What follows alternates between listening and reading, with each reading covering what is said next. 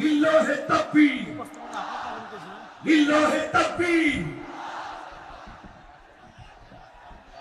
যশোরের স্মার্ট ছেলেরা, এই যে আমি যাদেরকে দেখতে পাচ্ছি, all are the Gen Z of Jessore. যারা জেন জি, ওরা স্মার্ট, ওরা ইশারা ইঙ্গিতে কাজ করে। এই যে পুরো গদি উল্টায় দিছে, ঠিক কিনা?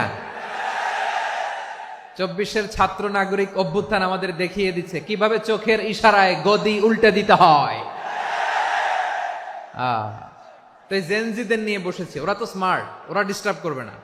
মেহরবানি করে আমার সাথে কানেক্ট করো, 1 to 1, brain to brain, eye to eye contact করো আমার সাথে, তাকাও। কষ্ট হলো আমার দিকে তাকাও, আওয়াজ করা যাবে না, আমার দিকে তাকাও। প্রিয় ভাইয়েরা, হিউম্যান রিসোর্স ডেভেলপমেন্টের ব্যাপারে কিছু কথা বলবো। এই যে আমাদের বিশাল জনসংখ্যা, এই জনসংখ্যাকে কি করে জনসম্পদে রূপান্তরিত করা যায় এ ব্যাপারে কথা বলবো। আমি সূরাতু বনী ইসরাইলের 70 নম্বর আয়াত তেলাওয়াত করেছি। এই আয়াতের আলোকে কিছু কথা আমি আপনাদের সামনে বলবো। আল্লাহ তাআলা ইরশাদ করছেন, ওয়ালাকাদ কাররামনা বনী আদম ওয়া হামালনাহুম ফিল বাররি ওয়াল বাহরি ওয়া রাযাকনাহুম মিনাত তাইয়্যিবাত ওয়া ফাদ্দালনাহুম আলা কাসীরিম মিম্মান খালাকনা তাফদীলা। পড়েন আল্লাহু আকবার। রব্বুল আলামিন বলেন, ওয়ালাকাদ কাররামনা বনী আদম, আমি বনী আদমকে সম্মানিত করেছি, বনী আদমকে মর্যাদা দিয়েছি। ওয়া হামালনাহুম ফিল বাররি ওয়াল বাহর, বনী আদমকে জলে স্থলে, স্থলে এবং সমুদ্রে চলাচলের বাহন দিয়েছি। ওয়া রাযাকনাহুম মিনাত তাইয়্যিবাত, তাদেরকে পবিত্র রিজিকের বন্দোবস্ত করেছি। ওয়া ফাদ্দালনাহুম আলা কাসীরিম মিম্মান খালাকনা তাফদীলা, আর আমি আল্লাহ যাদেরকে সৃষ্টি করেছি তাদের মধ্য থেকে বনী আদমকে আমি শ্রেষ্ঠ বানিয়েছি। আমরা শ্রেষ্ঠ, আমরা আশরাফুল মাখলুকাত। আমরা কি? এই যে এমনি চিল্লাচিল্লি করে, জিজ্ঞেস করলে বলে না। আমরা আশরাফুল মাখলুকাত। আমরা কি? শ্রেষ্ঠ, সবার চেয়ে সেরা। আমাদের মতো করে আল্লাহ কাউকে বানায় নাই। 2 পায়ে ভর করে, শির দ্বারা এরকম স্ট্যান্ড রেখে মাথা উঁচু করে দাঁড়াতে পারে এরকম কোন প্রাণী পৃথিবীতে আছে? এজন্য আল্লাহ বলেন, ওয়ালাকাদ কাররামনা বনী আদম, আমি বনী আদমকে সম্মানিত করেছি, তাদেরকে আমি মর্যাদা দিয়েছি। তাদেরকে আমি যত মর্যাদা দিয়েছি আমার কোন সৃষ্টিকে এত মর্যাদা দেই নাই। পড়েন সুবহানাল্লাহ। I have dignified the status of the sons of Adam. আদমের সব সন্তানের মর্যাদা আমি বাড়িয়েছি। আল্লাহ এখানে বলেননি ওয়ালাকাদ কাররামনাল মুমিনিন, আমি মুমিনের মর্যাদা বাড়িয়েছি, বলেছেন? আল্লাহ এখানে বলেন নাই ওয়ালাকাদ কাররামনাল মুসলিমিন, আমি মুসলিমের মর্যাদা বাড়িয়েছি। আল্লাহ বলেছেন ওয়ালাকাদ কাররামনা বনী আদম, আমি বনী আদমের সম্মান বাড়িয়েছি। হোক সে মুমিন কিংবা কাফের, মুসলিম কিংবা মুশরিক, আস্তিক কিংবা নাস্তিক, আরব কিংবা অনারব, যেই হোক না কেন, আদম সন্তান সবগুলার মর্যাদা বাড়ায় দিয়েছে কে? সবার মর্যাদা আল্লাহ বাড়িয়েছে। মানুষ হিসেবে মর্যাদা। বিশ্বনবী সাল্লাল্লাহু আলাইহি ওয়াসাল্লাম ইহুদির লাশ দেখে দাঁড়িয়ে গেলেন। কার লাশ? আমার যশোরের ভাইয়েরা আওয়াজ করে বলুন, কার লাশ? ইহুদির লাশ দেখে দাঁড়ায় গেলেন। সাহাবারা বললেন, ইয়া রাসূলুল্লাহ, আপনি দাঁড়ালেন যে, এটা তো ইহুদির লাশ। বিশ্বনবী বললেন, আওয়ালাইসাত নাফসান, এটা কি মানুষ নয়? এটা হোক ইহুদি হোক খ্রিস্টান, এটা তো মানুষ। আমি মানুষ দেখে দাঁড়িয়েছি। আই স্যালিউট দ্য হিউম্যানিটি, আমি মানবতাকে সম্মান করেছি। পড়েন সুবহানাল্লাহ। তাহলে এই জমিনে মানুষের মর্যাদা বেশি, হোক আস্তিক হোক নাস্তিক, হোক মুমিন কিংবা কাফের। আদমের সন্তান হলে, মানুষ হলেই তার মর্যাদা বাড়িয়েছে কে? আমার কলিজার টুকরা যশোরের ভাইয়েরা, মানুষের মর্যাদা আল্লাহ এত বাড়িয়েছেন, মানুষ জীবিত থাকলেও যেমনি মর্যাদাবান, মরে গেলেও মর্যাদাবান। সুবহানাল্লাহ পড়েন। মানুষ মরে গেলে এই ডেড বডিটা কি হয়? পচে যায়, গলে যায়, মাটির সাথে মিশে যায়। তাই বলে আপনি ডেড বডির সাথে যাচ্ছে তাই করতে পারবেন না। পারবেন? কেউ যদি অন্যায় করে, তাকে যদি আপনি শাস্তির আওতায় আনেন, যা মনে চায় করতে পারবেন না। তারা আগুন দিয়ে পোড়াতে পারবেন না, নাক কাটতে পারবেন না, কান কাটতে পারবেন না, অঙ্গ বিকৃতি করতে পারবেন না। কারণ মানব জাতির মর্যাদা স্বয়ং দিয়েছে কে? ডেড বডি পচে যাবে, গলে যাবে। তারপরে ইসলাম বলে না, খবরদার, এই মরা লাশটারও একটা মর্যাদা আছে না নাই? ইসলাম বলে এই লাশটা গলে যাবে, পচে যাবে, কিন্তু এটার অমর্যাদা করো না। কর্পূর দিয়ে, খেজুর পাতা দিয়ে এটাকে ওয়ার্ম ওয়াটার দিয়ে, গরম পানি দিয়ে ধৌত করো। সাদা শুভ্র ধবধবে কাপড় দিয়ে লাশটাকে তুমি কাভার করো। তারপরে খাটিয়ার মধ্যে লাশটাকে রেখে বিশাল একটা প্রোগ্রাম করো, একটা ফিউনারাল প্রোগ্রাম করো। ওই প্রোগ্রামের ডানে বায়ে পেছনে লাশটারে রাখলে হবে না, প্রোগ্রামের একেবারে সামনটাতে তুমি লাশটাকে রাখো। সুবহানাল্লাহ। একটা ফিউনারাল প্রোগ্রাম করতে হবে, তাকে শেষ বিদায় জানাতে হবে, যেটাকে আমরা জানাজা বলি। কি বলি? জানাজা মানে মাইয়েতের জন্য দোয়া, তার জন্য দোয়া করা হয়, তাকে একটা সিস্টেমেটিক অর্ডারে কবরে রাখা হয়, সুন্দরভাবে সেটাকে কবরস্থ করা হয়, মাটি দেয়া হয়, পানি দেয়া হয়। তার মানে মরে গেল মানুষের সম্মান বাড়ায় দিয়েছে কে? এজন্য আল্লাহ বললেন ওয়ালাকাদ কাররামনা বানি আদম, বনি আদমের সম্মান মর্যাদা আমি আল্লাহ বাড়িয়ে দিয়েছি। মানুষের সম্মানে তুমি কখনো আঘাত করো না, ঠিক কিনা? তাহলে ভাই, প্রথম মেসেজ হচ্ছে, the first and foremost message tonight to the people of জাসর। আল্লাহ বলেন, I have dignified the status of son of Adam. আমি বনি আদম সবার মর্যাদা বাড়িয়ে দিয়েছি, হোক আস্তিক নাস্তিক, হোক কাফের কিংবা মুশরিক, তার মর্যাদা বাড়াই দিছে কে? যখন বন্যা হয়, আমরা ত্রাণ নিয়ে যাই, আমরা শুধু মুসলমানদেরকে ত্রাণ দেই নাকি? হ্যাঁ, আমরা মুসলমানকেও দেই, অমুসলমানকেও দেই, হিন্দুকেও দেই, বৌদ্ধকেও দেই। যেখানেই মানবতা বিপন্ন, সেখানে ইসলামের হেল্পিং হ্যান্ড আছে না নাই? সুবহানাল্লাহ। কি দিন আমরা পেয়েছি, কি বিধান আমরা পেয়েছি। ওয়ালাকাদ কাররামনা বানি আদম, আমি বনি আদমকে সম্মানিত করেছি। এরপর আল্লাহ বললেন, ওয়া হামালনাহুম ফিল বাররি ওয়াল বাহর, মানুষকে স্থলে এবং সমুদ্রে চলাচলের বাহন আমি দিয়েছি। স্থলে কিভাবে চলবে, জলে কিভাবে চলবে, এই বাহনের ব্যবস্থা করেছে কে? এই জেনজি, এই স্যামড়া, ইরাম করতেছো কিসের জন্য? হ্যাঁ, ইরাম করলে চলবি? হ্যাঁ, বস বস বস বস। আওয়াজ করতেছো কেন? দিবা না, কথা বলতে দিবা না আমাকে? তো এইটা বুঝি তোমাদের ভালোবাসার নমুনা? তোমাদের ভালোবাসার কারণে যদি আমি কোথাও দাঁড়াতেই না পারি, কোথাও বসতে না পারি, কোথাও দুটা কথা বলতে না পারি, এই ভালোবাসা দিয়ে কি হবে আমার? বরং ঘামতে ঘামতে ঘর্মাক্ত হব, রক্তাক্ত হব। কিন্তু সেন্ট্রাল থেকে, সেন্ট্রালি যে ইনস্ট্রাকশন আসবে, সেই ইনস্ট্রাকশনের এক চুল আমরা ডানে বায়ে যাব না। এইটা গণজাগরণের জন্য এইটা দরকার, ইসলামী বিপ্লবের জন্য এইটা দরকার। তো আধা ঘন্টা ধরে যদি তোমাদেরকে থামানোই না যায়, এই লস্কর দিয়ে আমি কি করব? আল্লাহর ওয়াস্তে নো নো নো স্লোগান, চুপচাপ একেবারে আমার দিকে তাকাও। আল্লাহ বললেন, ওয়া হামালনাহুম ফিল বাররি ওয়াল বাহর, জলে স্থলে আমি চলাচলের যানবাহনের ব্যবস্থা করেছি। আমরা স্থলে ঘোড়ার উপরে চড়ি, উটের উপরে চড়ি, গাড়ির উপরে চড়ি। এই যে গাড়ির ইঞ্জিন বানাইছি আমরা, এটার মেধা দিয়েছে কে? আবার সাগরের মধ্যে আমরা নৌযান, জলযান, বড় বড় জাহাজ দিয়ে এক মহাদেশ থেকে আরেক মহাদেশ যাই, এক দেশ থেকে মালামালগুলো আরেক দেশে পাঠাই। সাগরের ভেতরে নৌকাগুলোরে ধরে রাখলো কে? ওয়াল ফুলকিল্লাতী তাজরি ফিল বাহরি বিমা ইয়ানফাউন নাস। মানুষের উপকার আছে এরকম সরঞ্জামাদি নিয়ে সাগরের উপরে বিশাল বিশাল জলযানগুলো চলে, এগুলো ডুবে যায় না, কাত হয়ে যায় না, পড়ে যায় না। এগুলোকে স্থিতিস্থাপকতাকে ঠিক করে রাখলো কে? আপনারা জাহাজ দেখেছেন? জাহাজ, হ্যাঁ, বাড়ি চট্টগ্রাম হইলে দেখতে পারতেন। দেখছেন? বিশাল বিশাল জাহাজ, বিশাল জাহাজ মালামাল নিয়ে এক মহাদেশ থেকে আরেক মহাদেশে যায়। গত মাসে আমার জাপান সফর ছিল। এই যে বাংলাদেশে যে গাড়িগুলো চালান, বেশিরভাগ গাড়ি আসে কিন্তু জাপান থেকে। হাজার হাজার গাড়ি একটা জাহাজ বহন করতে পারে, হাজার হাজার গাড়ি। এটার সাগরের মধ্যে ভাসাইলো কে? সবাই বলুন, ভাসালো কে? হাজার হাজার গাড়ি নিয়ে জাপানিজ গাড়িগুলো আমাদের চট্টগ্রামের এয়ারপোর্টের বন্দরে ভিড়ে। যুক্তরাষ্ট্রে আমি দেখেছি বিশাল বিশাল জাহাজ। আপনারা টাইটানিক জাহাজের নাম শুনেছেন? টাইটানিকেরও 8 গুণ 10 গুণ বড়। সুবহানাল্লাহ কইবেন না? টাইটানিক জাহাজের 8 গুণ 10 গুণ বড় একটা জাহাজ আছে, আইকন অফ দ্য সি, আমি দেখে এসেছি। রয়্যাল ক্যারিবিয়ান দেখে এসেছি।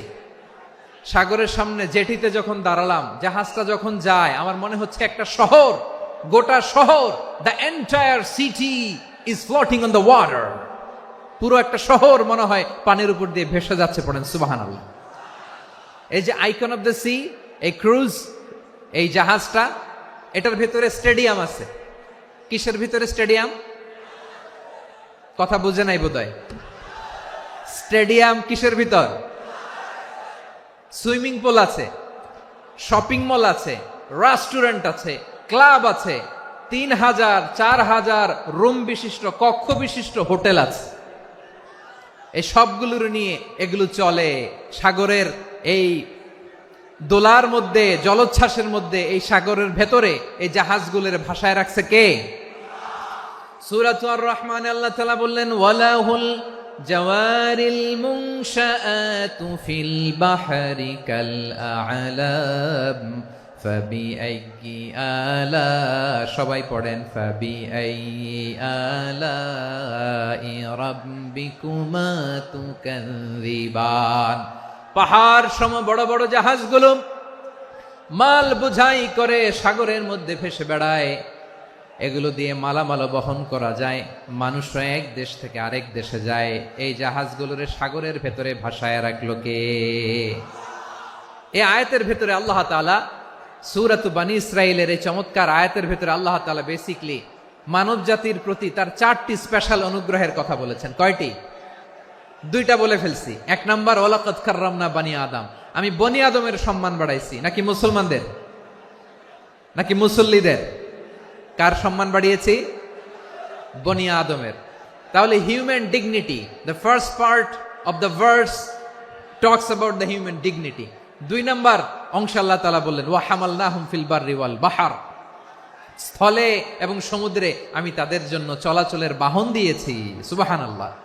তার মানে smooth movement on land and sea, জলে এবং স্থলে যাতে আমরা স্মুথলি মুভ করতে পারি আল্লাহ তাআলা দিয়েছেন। 3 নম্বরে আল্লাহ তাআলা বললেন, ওয়া রাযাকনাহুম মিনাত তাইয়্যিবাত, মানুষের জন্য আমি পবিত্র রিজিকের ব্যবস্থা করেছি। জলে এবং স্থলে যত প্রাণী আছে সবগুলা প্রাণীকে রিজিক দেয় কে? আমাদেরকে রিজিক দেয় কে? সাগরের মাছগুলোকে, বড় বড় তিমি মাছগুলোরে রিজিক দেয় কে? বাতাসের মধ্যে ভেসে বেড়ানো বড় বড় পাখিগুলো, স্ক্যান্ডিনেভিয়ান কান্ট্রি থেকে লক্ষ লক্ষ কোটি কোটি পাখিগুলো যে এক দেশ থেকে আরেক দেশে ট্রান্সফার হয়, এগুলোর রিজিক দেয় কে? রব্বুল আলামিন বলেন, ওয়ামা মিন দাব্বাতিন ফিল আরদি ইল্লা আলাল্লাহি রিজকুহা ওয়া ইয়ালামু মুস্তাকাররাহা ওয়া মুস্তাওদাআহা কুল্লুম ফি কিতাবিম মুবিন। আল্লাহু আকবার। রব্বুল আলামিন বলেন, ভূপৃষ্ঠে বিচরণশীল যত প্রাণী আছে সব প্রাণীগুলোকে আমি আল্লাহ আমার নিজের কুদরতে রিজিকের বন্দোবস্ত করি। এই প্রাণীগুলো কোথায় থাকে, কোথায় যায়, সব জায়গায় আমি রিজিক পৌঁছে দেই। রিজিক কেউ দিতে পারে না, রিজিকের মালিক কে? রিজিকের মালিক তিনি আল্লাহ। এজন্য আল্লাহ তাআলা বললেন, ওয়া রাযাকনাহুম মিনাত তাইয়্যিবাত। এরপরে আল্লাহ বললেন, ওয়া ফাদ্দালনাহুম আলা কাসীরিম মিম্মান খালাকনা তাফদীলা। আমি যত প্রাণী সৃষ্টি করেছি সকল প্রাণীর মধ্যে মানুষের মর্যাদা, শ্রেষ্ঠত্ব আমি দিয়েছি। সুবহানাল্লাহ পড়েন। তাহলে 1 নম্বরে আল্লাহ বললেন, আমি বনি আদমের মর্যাদা বাড়ালাম। এরপরে বললেন, স্থলে এবং সমুদ্রে চলাচলের জন্য যানবাহন দিলাম। 3 নম্বরে আল্লাহ বললেন, পবিত্র রিজিকের ব্যবস্থা করে দিলাম। এরপরে আল্লাহ বললেন, যত প্রাণী আছে, সৃষ্টি আছে, সবগুলার উপরে আমি মানুষকে শ্রেষ্ঠত্ব দিলাম। সুবহানাল্লাহ। তাহলে সবচেয়ে বেশি শ্রেষ্ঠত্ব মানুষের। কার? মানুষের। শুধু তাই নয় প্রিয় ভাইরা, আকাশ এবং জমিনে যা কিছু আছে সবকিছু মানুষের জন্য, মানুষের কল্যাণে, মানুষের প্রয়োজনে, মানুষের বশীভূত করে সৃষ্টি করেছেন কে? রব্বুল আলামিন বলেন, হুয়াল্লাযী খালাকা লাকুম মা ফিল আরদি জামিআ। এই জমিনের মধ্যে যা কিছু আমি আল্লাহ সৃষ্টি করেছি সব কিছু আমি মানুষের জন্য সৃষ্টি করেছি। পড়েন সুবহানাল্লাহ। হুয়াল্লাযী খালাকা লাকুম মা ফিল আরদি জামিআ, যা আছে সব আমাদের জন্য, সব আমাদেরকে সার্ভিস দেওয়ার জন্য, আমাদের উপকারের জন্য, আমাদের কল্যাণের জন্য। আওয়াজ করে সবাই পড়ুন আল্লাহু আকবার। অন্য আয়াতে আল্লাহ বললেন, ওয়াসাখখারা লাকুম মা ফিস সামাওয়াতি ওয়া মা ফিল আরদি জামিআম মিন ইন্না ফি যালিকা লাআয়াতিন লিকাউমি ইয়াতাফাক্কারুন।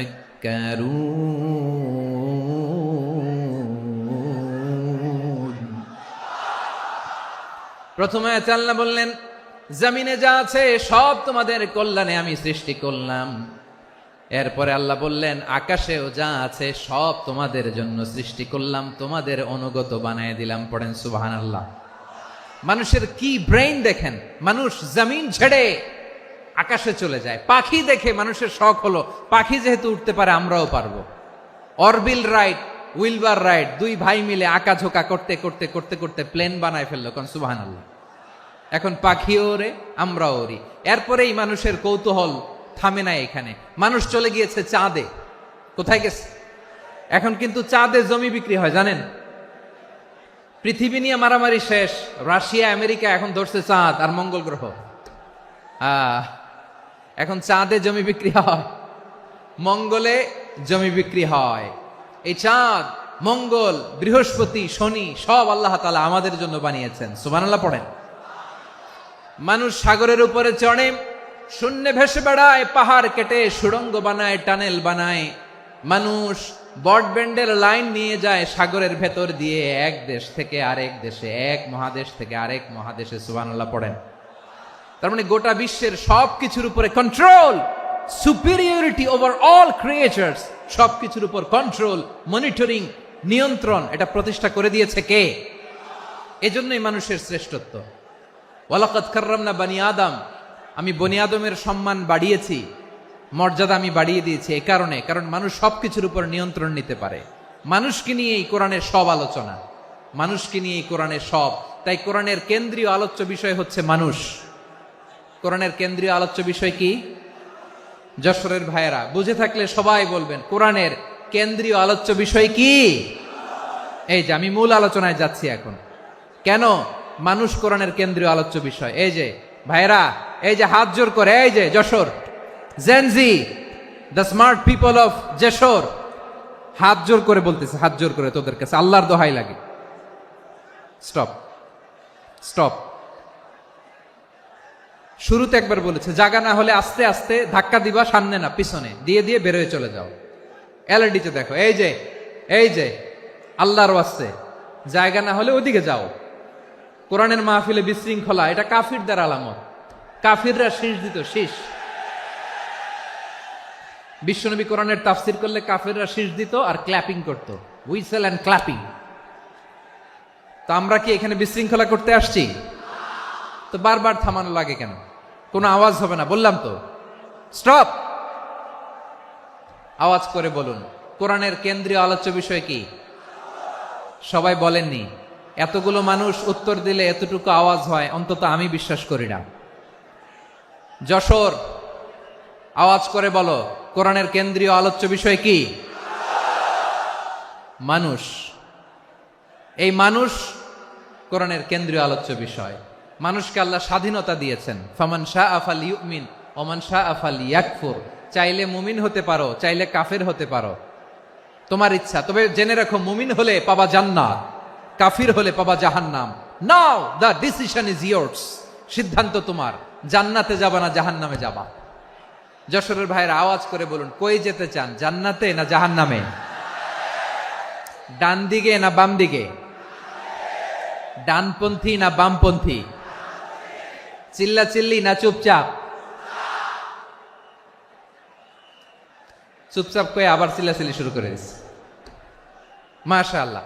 তাহলে কোরআনের কেন্দ্রীয় আলোচ্য বিষয় মানুষ। আমার সাথে থাকতে হবে, তোমাদেরকে নিয়ে আমি আলোচনা শেষ পর্যন্ত যাব। অনেক গুরুত্বপূর্ণ কথা বাকি আছে, আমাকে সহযোগিতা করতে হবে। মাশাআল্লাহ, এই তো ঠান্ডা হয়েছে। হ্যাঁ, ঠিক আছে ঠিক আছে ঠিক আছে। মানুষকে আল্লাহ এত স্বাধীনতা দিয়েছেন, মানুষ চাইলে অনেক ভালো হইতে পারে। ভালোর রাস্তাও খোলা, খারাপ হওয়ার রাস্তাও খোলা। ভালো হইলে মানুষ অনেক ভালো, খারাপ হইলে অনেক খারাপ। ভালো হইলে সবচেয়ে ভালো, খারাপ হইলে সবচেয়ে খারাপ। এজন্য সিদ্ধান্ত আপনাকে নিতে হবে। আল্লাহ তাআলা বলছেন, লাকাদ খালাকনাল ইনসানা ফি আহসানি তাকওয়িম সুম্মা রাদাদনাহু আসফালা সাফিলিন। আমি মানুষকে অনেক সুন্দর অবয়বে, সুন্দর আকৃতিতে সৃষ্টি করেছি। তার শুধু চেহারার ডিজাইনটাই সুন্দর নয়, তার ব্রেনটা বড্ড সুন্দর, তার মানসিকতা বড্ড সুন্দর, তার সৃজনশীলতা বড্ড সুন্দর। পড়েন সুবহানাল্লাহ।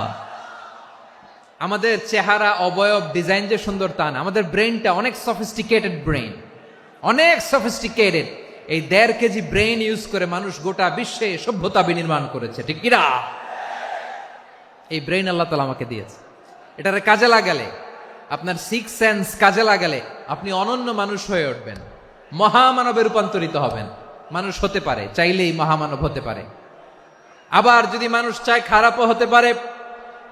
আল্লাহ বললেন শুধু ভালোই না, ভালো হতে চাইলে অনেক ভালো তুমি হতে পারো, আবার খারাপ হতে চাইলে অনেক খারাপ তুমি হতে পারো। সুম্মা রাদাদনাহু আসফালা সাফিলিন।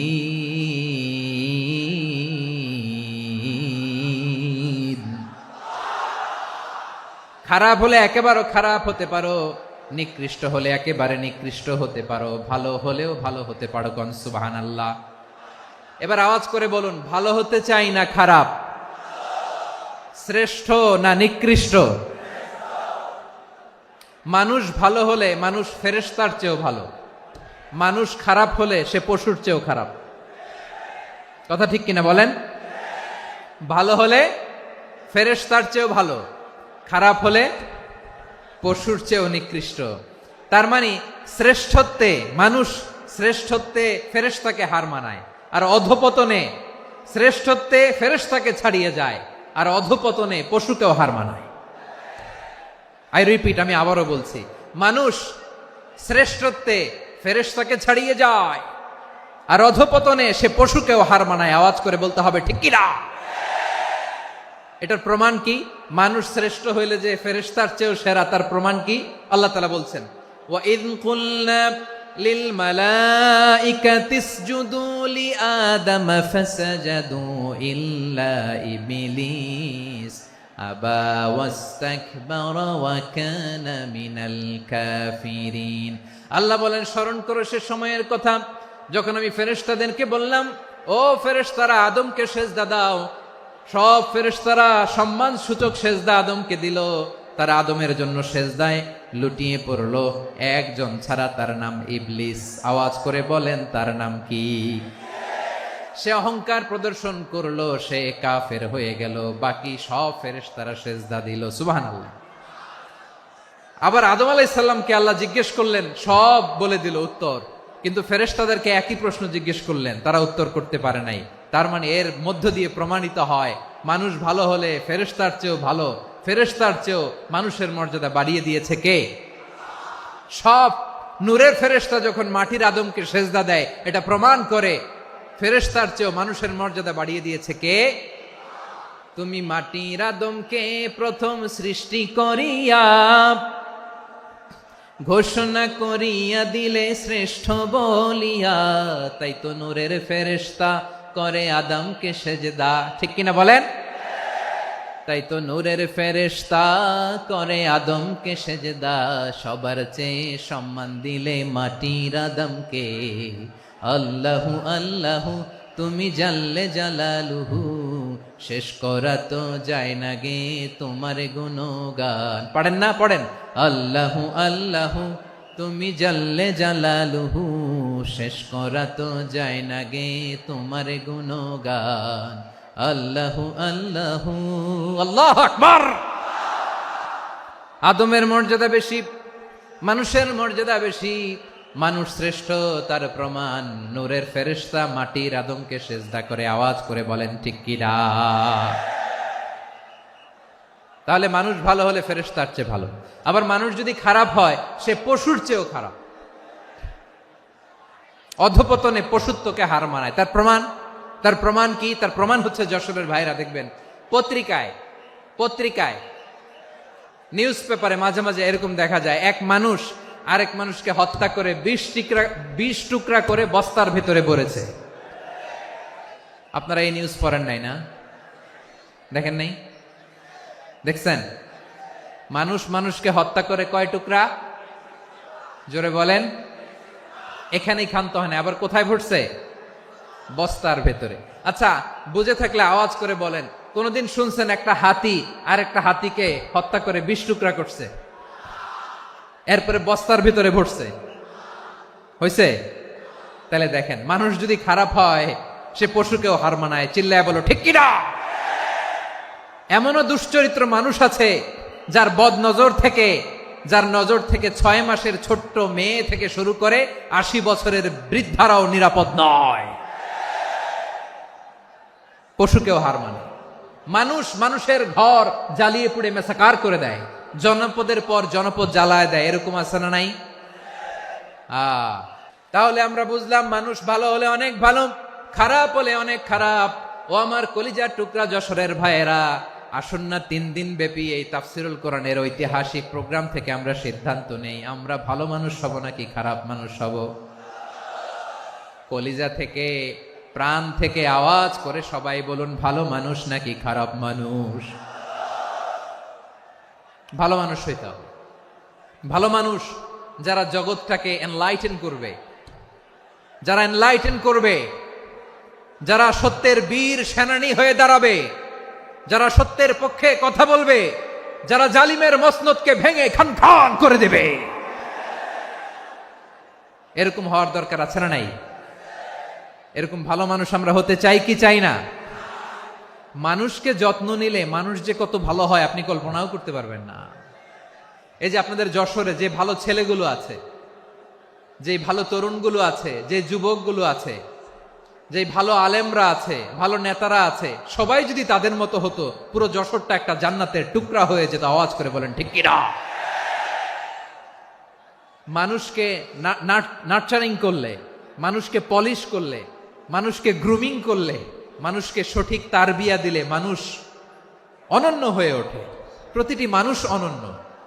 আমি অনন্য, আপনি অনন্য, আমরা সবাই অনন্য। সুবহানাল্লাহ বলেন। মানুষকে আল্লাহ তাআলা দিয়েছেন অসীম ক্ষমতা। সুবহানাল্লাহ। একটা মানুষ পারে না এমন কিছু নাই। বিশ্বাস করতে হবে, মানুষ যা কল্পনা করতে পারে ওইটা মানুষ করে দেখাতে পারে। যশোরের ভাইয়ের, আই রিপিট, আমি আবারও বলছি, এই চিল্লাচিল্লি করলে আমার এই গুরুত্বপূর্ণ কথা তোমরা মিস করবা। কপাল পড়া হয়েও না, আওয়াজ করে কপাল পড়া হবে না। আমার দিকে তাকাও। মানুষ যা কল্পনা করতে পারে সেটা মানুষ করে দেখাতে পারে। তুমি তোমার কল্পনার রাজ্যকে সাজাও, তোমাকে হারাতে পারে এমন কোন শক্তি আল্লাহর জমিনে নাই। তোমার কি শক্তি, কি সম্ভাবনা তুমি জানোই না মিয়া। তুমি এদিকে তাকাও কেন? তোমার রাস্তা তো ওই দূরে। তুমি কোথায় যাবে, আল্লাহ তোমার টেনে কোথায় নিয়ে যাবে তুমি কিছুই জানো না। Plan big, dream big. কল্পনার শক্তিকে বড় করো। মানুষ যা কল্পনা করতে পারে মানুষ তা করে দেখাতে পারে। মানুষের কাছে অসাধ্য কিছু নাই মৃত্যু ছাড়া, এক্সেপ্ট ডেথ। মৃত্যু ছাড়া মানুষ সবকিছুকে জয় করতে পারে। মৃত্যু ছাড়া যে কোনো অসাধ্যকে সাধন করার ক্ষমতা মানুষকে দিয়ে দিয়েছে কে? হারার জন্য তোমার জন্মই হয় নাই, তোমার জন্ম হয়েছে জিতার জন্য, বিজয়ের জন্য তোমার জন্ম। মানুষের শুরুটাই হয় বিজয় দিয়ে। যশোর, আওয়াজ করে বলো, মানুষের শুরু হয় কি দিয়ে? আমরা যখন আমার পিতার পৃষ্ঠদেশে ছিলাম, পিতার পৃষ্ঠদেশ থেকে শুক্রাণু যখন মায়ের গর্ভদেশে যেয়ে পড়ে, কতটা শুক্রাণু ভ্রমণ শুরু করে জানো? 20 কোটি শুক্রাণু। একবার সিমেন আউট হলে সেখানে 20 কোটি শুক্রাণু থাকে, ভ্রমণ শুরু করে। ওই 20 কোটি শুক্রাণুর মধ্য থেকে তুমি আমি আজকে এক বিকশিত শুক্রাণু মানব রূপে পৃথিবীতে এসেছি, সুবহানাল্লাহ। ওই 20 কোটি শুক্রাণুর প্রতিযোগিতায় সবাইরে পেছনে ফেলে সেদিন আমি সফল হয়েছিলাম, সেদিন আমি বিজয়ী হয়েছিলাম। সেদিন আমি এত ছোট ছিলাম, মাইক্রোস্কোপ দিয়েও আমার অস্তিত্ব টের পাওয়া যায় না। আমি এত তুচ্ছ ছিলাম, নগণ্য ছিলাম, আমার কান ছিল না, আমার চোখ ছিল না, আমার হাত ছিল না, আমার জন্য রিকমেন্ডেশন করার মতো মামু ছিল না, খালা ছিল না, কেউ ছিল না। তারপরেও ওই প্রতিযোগিতায়, ওই কম্পিটিশনে যখন আমারে কেউ হারাতে পারে নাই, আল্লাহর জমিনেও আমারে কেউ হারাতে পারে না। হারার জন্য তোমার জন্মই হয় নাই, তুমি আসছই জিতার জন্য, সুবহানাল্লাহ। বিশ্বনবী বলেন, আন্নাসু মাআদিন কামাআদিনি যাহাবি ওয়াল ফিদ্দা খিয়ারুহুম ফিল জাহিলিয়াতি খিয়ারুহুম ফিল ইসলাম। Peoples are like mines of gold and silver. সোনার খনি, রূপার খনি, এর চেয়েও বড় খনি হচ্ছে এই মানব সম্পদের খনি। আওয়াজ করে বলেন আল্লাহু আকবার। আল্লাহ তাআলা এই সম্পদ আমাদেরকে দিছে। বিশ্বনবী বলেন, মানুষ হচ্ছে খনির মতো। খিয়ারুহুম ফিল জাহিলিয়াতি খিয়ারুহুম ফিল ইসলাম। জাহিলি যুগে যারা সেরা, ইসলামেও তারা সেরা। ইদা ফাকুহু, যদি তারা বুঝবান হয় তাহলে তাদেরকে সেরা বানায় দিবে কে? তাহলে মানুষের চেয়ে সেরা কেউ হতে পারে? মানুষের চেয়ে অনন্য কেউ হতে পারে? মানুষকে কেউ হারাতে পারে? আওয়াজ করে বলো, তোমাকে কেউ হারাতে পারবে? এই সাহস জাগছে আজকের আলোচনা থেকে। আমি তুমি অনন্য, আমাকে তোমাকে হারায় দেওয়া এত সহজ না, ঠিক কিনা? একটা কথা জীবনের সাথে সেট করে নিতে হবে, আমি জিতি নয় শিখি, আমি কখনো হারি না। জীবনের সাথে সেট করে নাও, জেনজি অফ জেসর, আমি কখনো হারি না, আমি হয় জিতি নয় শিখি। চিল্লায় বলো ঠিক কিনা? আমি কখনো হারি না, আমার হারানো এত সোজা না। কি সাহস জাগছে? বুকে সাহস জাগছে? তাকবীর পড়ো, লিল্লাহে তাকবীর। তাহলে বিশ্বনবী বললেন, নাসু মাআদিন, মানুষ হচ্ছে খনি। এই ধাক্কা ধাক্কি আমি জানি এগুলো ভালোবাসার ধাক্কা ধাক্কি, এজন্য আমি সহ্য করে নেই। এগুলো যে ভালোবাসার ধাক্কা ধাক্কি এটা আমরা বুঝি। পৃথিবীর কোন আইন, সিকিউরিটি প্রটোকল দিয়ে এটারে মানানো যাবে না, কারণ এটা তো ভালোবাসা, লাভ। লাভ কোনো আইন কানুন দিয়ে বাধা যায় না, মানানো যায় না, ঠিক কিনা বলো?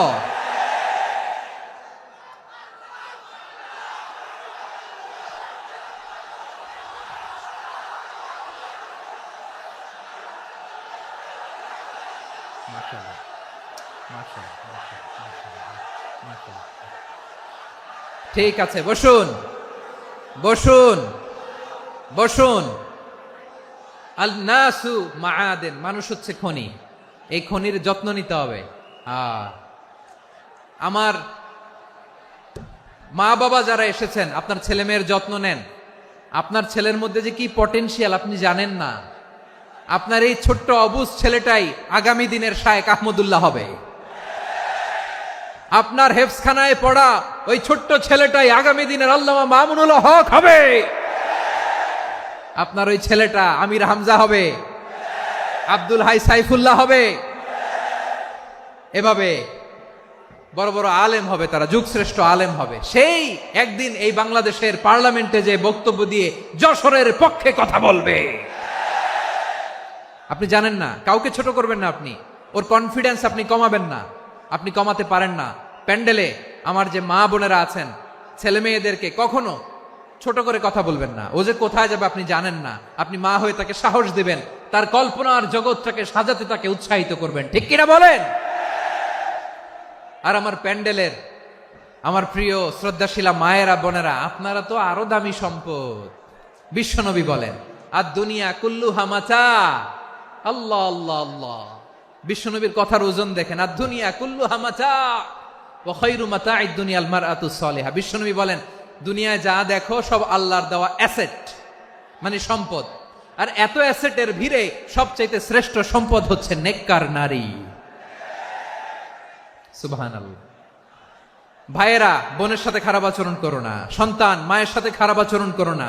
আমাদের মায়েরা আমাদের asset, they are our priceless asset.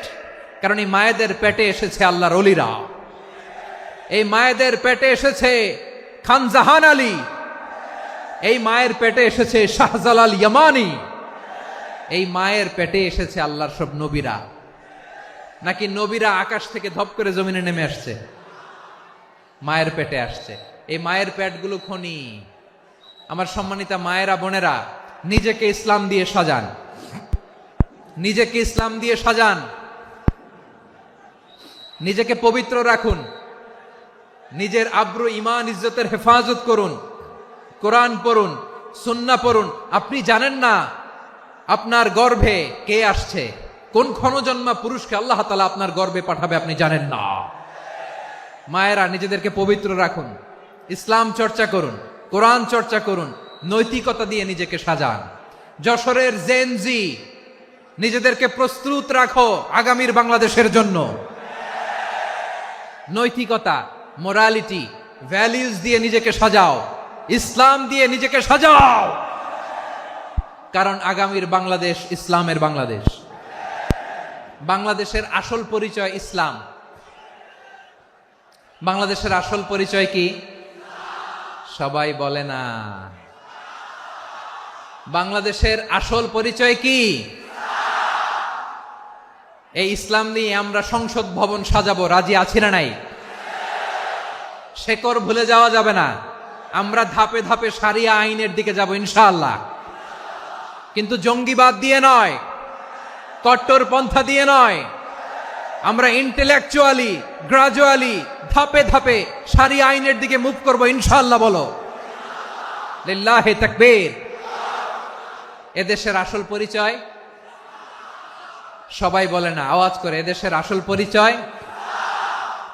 এদেশে আজান শুনে সূর্য ওঠে শহর গ্রামে, এদেশে আজান শুনে সূর্য ডুবে সন্ধ্যা নামে, এদেশে সকল কাজে সবাই বলে বিসমিল্লাহ, এদেশে ভালো কিছু দেখে শুনে হাসি মুখে সবাই বলে মাশা আল্লাহ, সুবহানাল্লাহ, সুবহানাল্লাহ, সুবহানাল্লাহ, সুবহানাল্লাহ, সুবহানাল্লাহ, সুবহানাল্লাহ, সুবহানাল্লাহ, সুবহানাল্লাহ।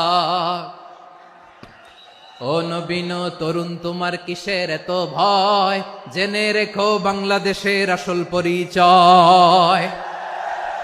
বাংলাদেশের আসল পরিচয় ইসলাম। আওয়াজ তুলে বলো, আসল পরিচয় কি? এদেশে পরস্পরে দেখা হলে দেয় সালাম, এদেশে আমজনতার হৃদয় জুড়ে পাক্কা আলাম, ঠিক কি না? এদেশে বিপদ এলে সর্বজনে সর্বক্ষণে দোয়া পড়ে ইন্না লিল্লাহ, সুবহানাল্লাহ, সুবহানাল্লাহ, সুবহানাল্লাহ, সুবহানাল্লাহ। এদেশে আজান শুনে সূর্য ওঠে শহর গ্রামে, এদেশে আজান শুনে সূর্য ডুবে সন্ধ্যা নামে, এদেশে সকল কাজে সবাই বলে বিসমিল্লাহ, এদেশে ভালো কিছু দেখে শুনে হাসি মুখে সবাই বলে মাশা আল্লাহ, সুবহানাল্লাহ। আওয়াজ করে সুবহানাল্লাহ, সুবহানাল্লাহ, সুবহানাল্লাহ, সুবহানাল্লাহ। সবাই একসাথে সুবহানাল্লাহ, সুবহানাল্লাহ, সুবহানাল্লাহ, সুবহানাল্লাহ। এদেশের আসল পরিচয় কি? আওয়াজ করে বলতে ভয় লাগে। এদেশের আসল পরিচয় কি? ইসলাম দিয়ে আমাদের সংসদ ভবন চলুক, আমরা চাই কি চাই না? বঙ্গভবনে লা ইলাহা ইল্লাল্লাহর পতাকা উড়ুক, আমরা চাই কি চাই না? প্রতিটি জেলা অফিসে, ডিসি অফিসে লা ইলাহার পতাকা ঝুলুক, আমরা চাই কি চাই না? কারা কারা চাই হাত তুলে আল্লাহরে দেখায়।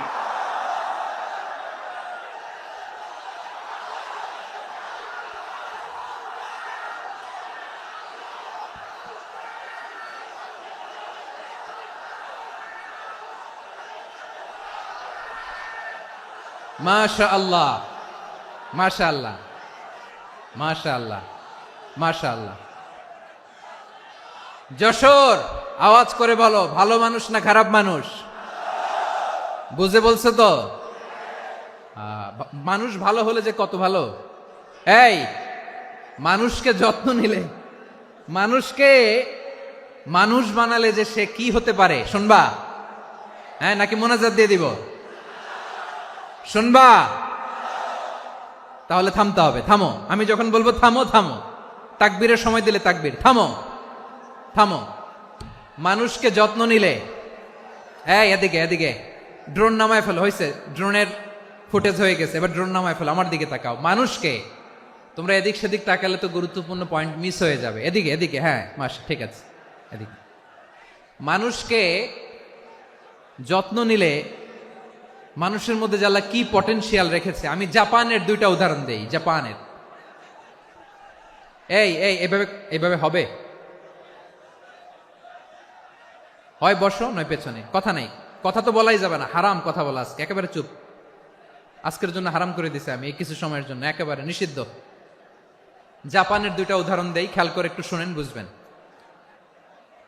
আল্লাহ, 2022 সালে জাপানের সাথে জার্মানির খেলা, ফিফা ওয়ার্ল্ড কাপ 2022, এক পক্ষে জাপান, আরেক পক্ষে কোন দেশ? কথা শোনে নাই। এক পক্ষে কোন দেশ, আরেক পক্ষে? সবাই এক পক্ষে, আরেক পক্ষে। ওই খেলায় জিতেছিল জাপান, জিতেছিল 22 সালের এই ফিফা ওয়ার্ল্ড কাপে জাপান ফুটবল খেলায় জিতে, as a part of their celebration তারা খেলার পরে পুরো স্টেডিয়ামটারে ক্লিন করে, the fan base of Japan, লক্ষ লক্ষ মানুষ খেলা দেখতে যায়, তো এত ডাস্টবিনও তো নাই, তো যারা ডাস্টবিনে জায়গা পায় নাই তারা এই যে চকলেটের প্যাকেট, পানির বোতল, চিপসের প্যাকেট তারা এদিকে সেদিকে রেখে দিয়েছে। জাপানের ভক্তরা, জাপানের ফলোয়াররা, as a part of their celebration তারা খেলার পরে পুরো স্টেডিয়ামের সব ময়লা আবর্জনা ক্লিন করে তারপরে বিদায় নিয়েছে। তাদেরকে কি ক্লিন করার দায়িত্ব দেয়া হয়েছিল? এই যশোর, জাপানের যে ছেলেরা খেলা দেখতে গেছিল ওদেরকে কি ক্লিন করার দায়িত্ব দিছিল? তারা কি স্টেডিয়ামের পরিচ্ছন্নতা কর্মী? তাদের আকল, তাদের সিক্স সেন্স তাদেরকে বলেছে। ছোটবেলা থেকে জাপান গভর্নমেন্ট ওদেরকে এত পরিচ্ছন্নতা শেখায়, ক্লিনলিনেস অ্যাওয়ারনেস ক্যাম্পেইন করায়। ক্লাসে আমি দেখেছি, ক্লাসে নিজের বেঞ্চ নিজে মুছে, ক্লাসের মাঝখানে একটা সময় দেয়, নিজের টেবিল নিজে মুছে, নিজের ক্লাসরুমটা নিজে পরিষ্কার করে, রাস্তাঘাটে একটা ধুলা নাই, ময়লা নাই, একটা টিস্যু নাই। খেলার পরে গোটা বিশ্বকে তাক লাগিয়ে দিয়েছে। জাপানের ফ্যানরা সবার রেখে যাওয়া গার্বেজ, টিস্যু, বোতল পরিষ্কার করে তারপরে স্টেডিয়াম থেকে বিদায় নিয়েছে। আমরা কেন এমন হইতে পারলাম না? আমরা কেন এমন হইতে পারলাম না?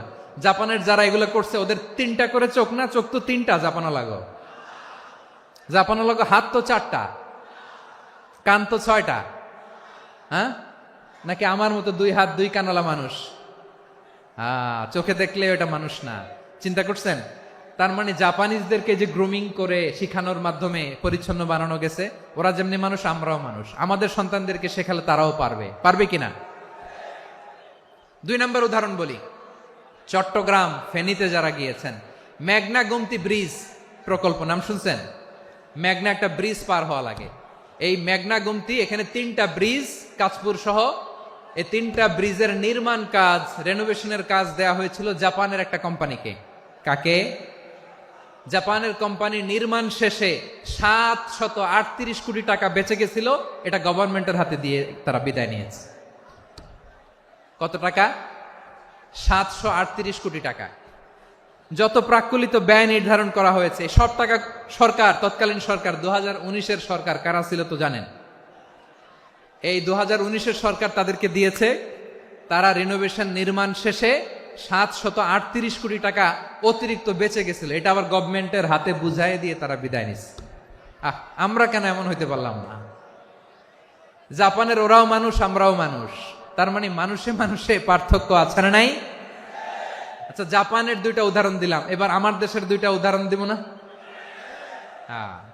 বাংলাদেশের 2টা উদাহরণ দিই। 1 নম্বর উদাহরণ, গত সপ্তাহে আপনারা জানেন কক্সবাজার আমার একটা প্রোগ্রাম ছিল, তো হেলিকপ্টারে গিয়েছিলাম। ফেনী জেলা যখন পার হচ্ছি আমি দেখলাম 3টা উইন্ডমিল। উইন্ডমিল চিনেন তো? বিশাল পিলার, 3টা 4টা পাখা থাকে, বায়ু বিদ্যুৎ কেন্দ্র, বাংলাদেশের প্রথম বায়ু বিদ্যুৎ কেন্দ্র এটা। মুহুরী প্রজেক্ট বলে ওটার, সম্ভবত মুহুরী প্রজেক্ট। তো সাগরের বাতাসের ঝাপটায় এটা ঘুরে এনার্জি হয়, ইলেকট্রিসিটি উৎপাদন হয়। তো আমি পাইলটকে বললাম, ভাই এগুলো থেকে কেমন ইলেকট্রিসিটি উৎপাদন হয়? কয় হুজুর একটুও হয় না, কিছুই হয় না। কিছুই হয় না মানে? বলে হুজুর বাংলাদেশে যত উইন্ড মিল আছে এটার পাখা একটাও ঘুরে না। আল্লাহ, বলেন কি? তাহলে এই যে কোটি কোটি টাকা ব্যয় করে যে উইন্ড মিল, কয় হুজুর ভিতরে ফিটফাট, উপরে ফিটফাট, ভিতরে সদরঘাট।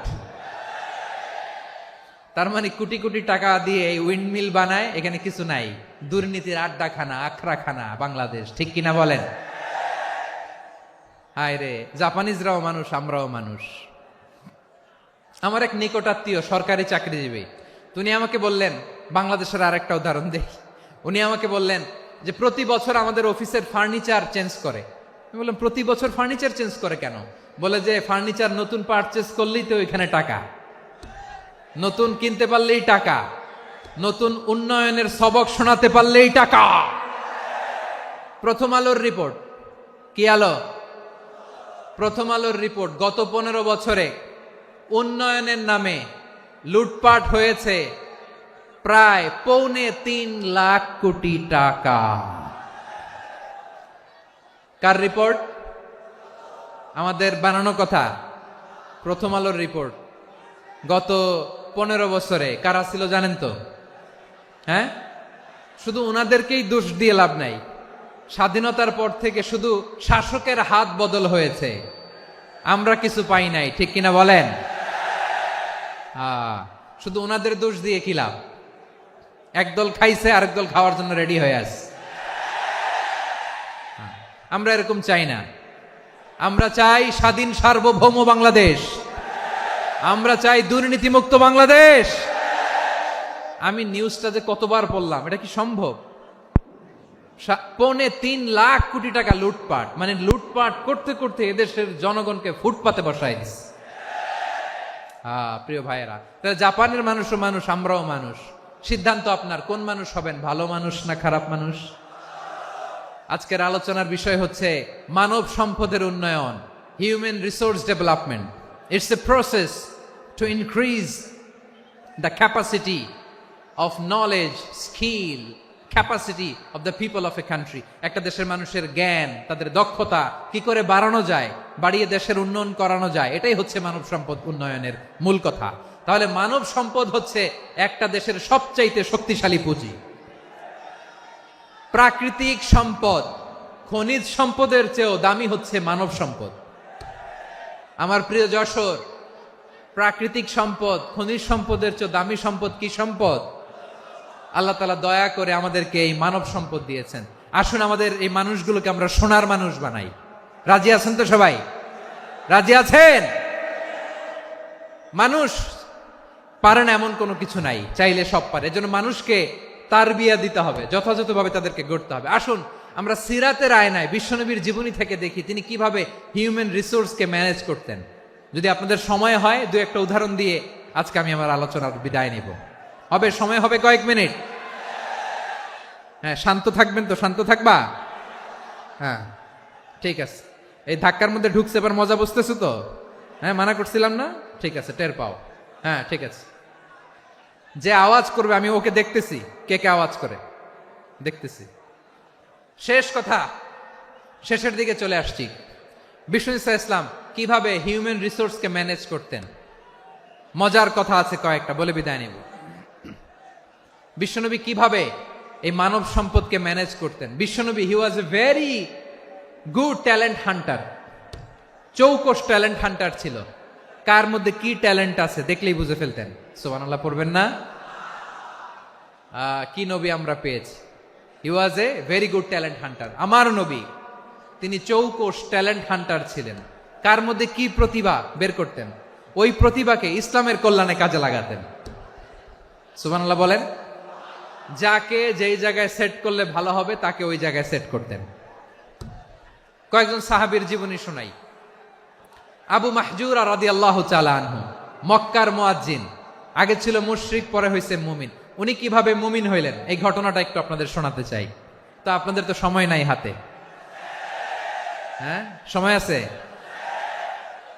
এই যে এই জেনজি শেষ করে দিল আজকের প্রোগ্রামটা। 1 ঘন্টা ধাক্কা ধাক্কি করে কেমনে দাঁড়ায় আছে আমি বুঝলাম না।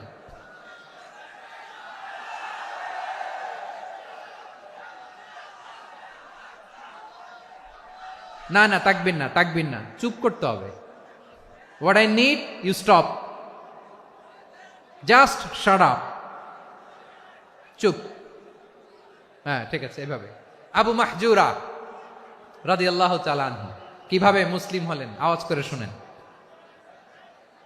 হুনাইনের যুদ্ধ, 8ম হিজরি, বিষ্ণু ঈসা ইসলাম হুনাইনের যুদ্ধ শেষে ফিরতেছেন, পথিমধ্যে বেলাল রাদিয়াল্লাহু তাআলা আনহু, এই যে আবার কথা, আই রে আল্লাহ রে, এখানে ধাক্কা ধাক্কি কেন? চলে যাও, পেছনে যাও, যাও পেছনে যাও।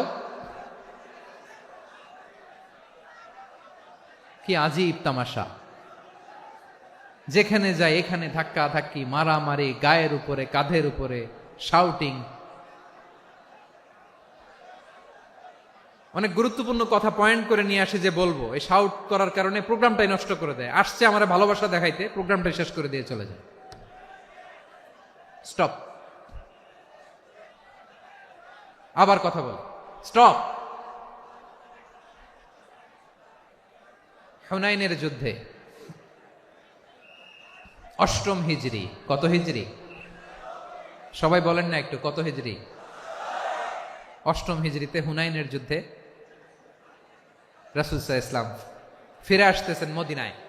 পথিমধ্যে বেলাল রাদিয়াল্লাহু তাআলা আনহু আজান দিচ্ছেন। কি দিচ্ছেন? তো পাশে ছিল মুশরিকদের একটা পল্লী, কিছু মুশরিক তরুণ, কিছু অমুসলিম কিশোর, তারা আজানকে ব্যঙ্গ করতেছে। আমাদের বাংলায় মুখ ভেঙ্গানো বলে আর কি। বেলাল রাদিয়াল্লাহু তাআলা আনহু আজান দিচ্ছেন, ওই বাচ্চাগুলো মুশরিক, তো ওরা আজানকে ব্যঙ্গ করতেছে, বিকৃতি করে ওরাও আজান দিচ্ছে। উদ্দেশ্য হচ্ছে আজানকে নিয়ে ঠাট্টা করা। উদ্দেশ্য কি? ঠাট্টা করা। ব্যাপারটা মনে কষ্ট পাওয়ার মতো ব্যাপার না? কিন্তু বিশ্বনবী ওইখানে দেখেন কি খুঁজলেন। বিশ্বনবী খেয়াল করলেন অমুসলিম কিশোরদের মধ্য থেকে একটা কিশোরের গলাটা বড় দরাজ গলা, কণ্ঠটা বড় সুন্দর। খেয়াল করে দেখলেন যে কিছু কিশোর বেলালের আজানকে ব্যঙ্গ করে, বিকৃতি করে, কিন্তু একজনের কণ্ঠ দেখতে পাচ্ছেন না এত দূরে, কিন্তু কণ্ঠটা বড় সুন্দর, দরাজ গলা। বিশ্বনবী সাহাবীদেরকে বললেন, ধরো এগুলারে, ধরো। সবগুলারে ধরে বিশ্বনবীর সামনে আনা হলো। ওরা হাঁটু গেড়ে বসলো। বিশ্বনবী বললেন, তোমাদের মধ্যে কে যেন ব্যঙ্গ করে আজান দিচ্ছিল, তার গলাটা বড় উঁচু, গলার বেসটা বড় মজবুত, মেলোডিয়াস, সুমধুর কণ্ঠ। কে? আবু মাহজুরা বলে, আমার বন্ধুরা সবাই আমার দিকে আঙ্গুল দেখায়, আমি পড়ে গেছি বিপদে। রাসূল সাল্লাল্লাহু আলাইহি ওয়াসাল্লাম বাকি অমুসলিম তরুণদেরকে ছেড়ে দিলেন, বললেন তোমরা যাও। এবার আবু মাহজুরারে পাইছে। আবু মাহজুরার চুলের মধ্যে হাত দিলেন বিশ্বনবী, মাথায় হাত দিয়ে বললেন, এবার আজান দাও দেখি। আবু মাহজুরা বলে, আমি তো আজান দিতে জানি না, কারণ আমি তো বেলালেরটা শুইনা দিছি, আমার তো মুখস্থ নাই, আমি তো আজান দিতে জানি না। বিষ্ণু বললেন, জানো না? তাহলে আসো, আমি তোমারে শিখাই দেই। সুবহানাল্লাহ পড়েন। আবু মাহজুরা হাঁটু গেড়ে বসে, বিশ্বনবীর মোবারক হাত আবু মাহজুরার চুলের মধ্যে। বিশ্বনবী আজানের মুআল্লিম আবু মাহজুরাকে বলতেছে, ঠিক আছে তোমারে শিখাই দিচ্ছি, আমি যা যা বলবো আমার সাথে সাথে বলো, পারবা? আবু মাহজুরা বলে, পারবো। বিশ্বনবী আজান দিচ্ছেন মাথায় হাত দিয়ে, আল্লাহু আকবার, আল্লাহু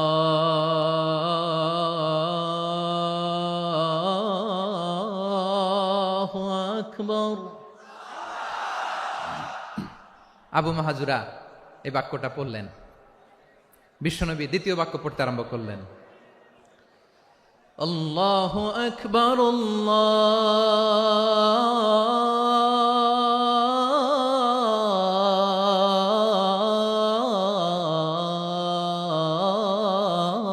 আল্লাহু আকবার।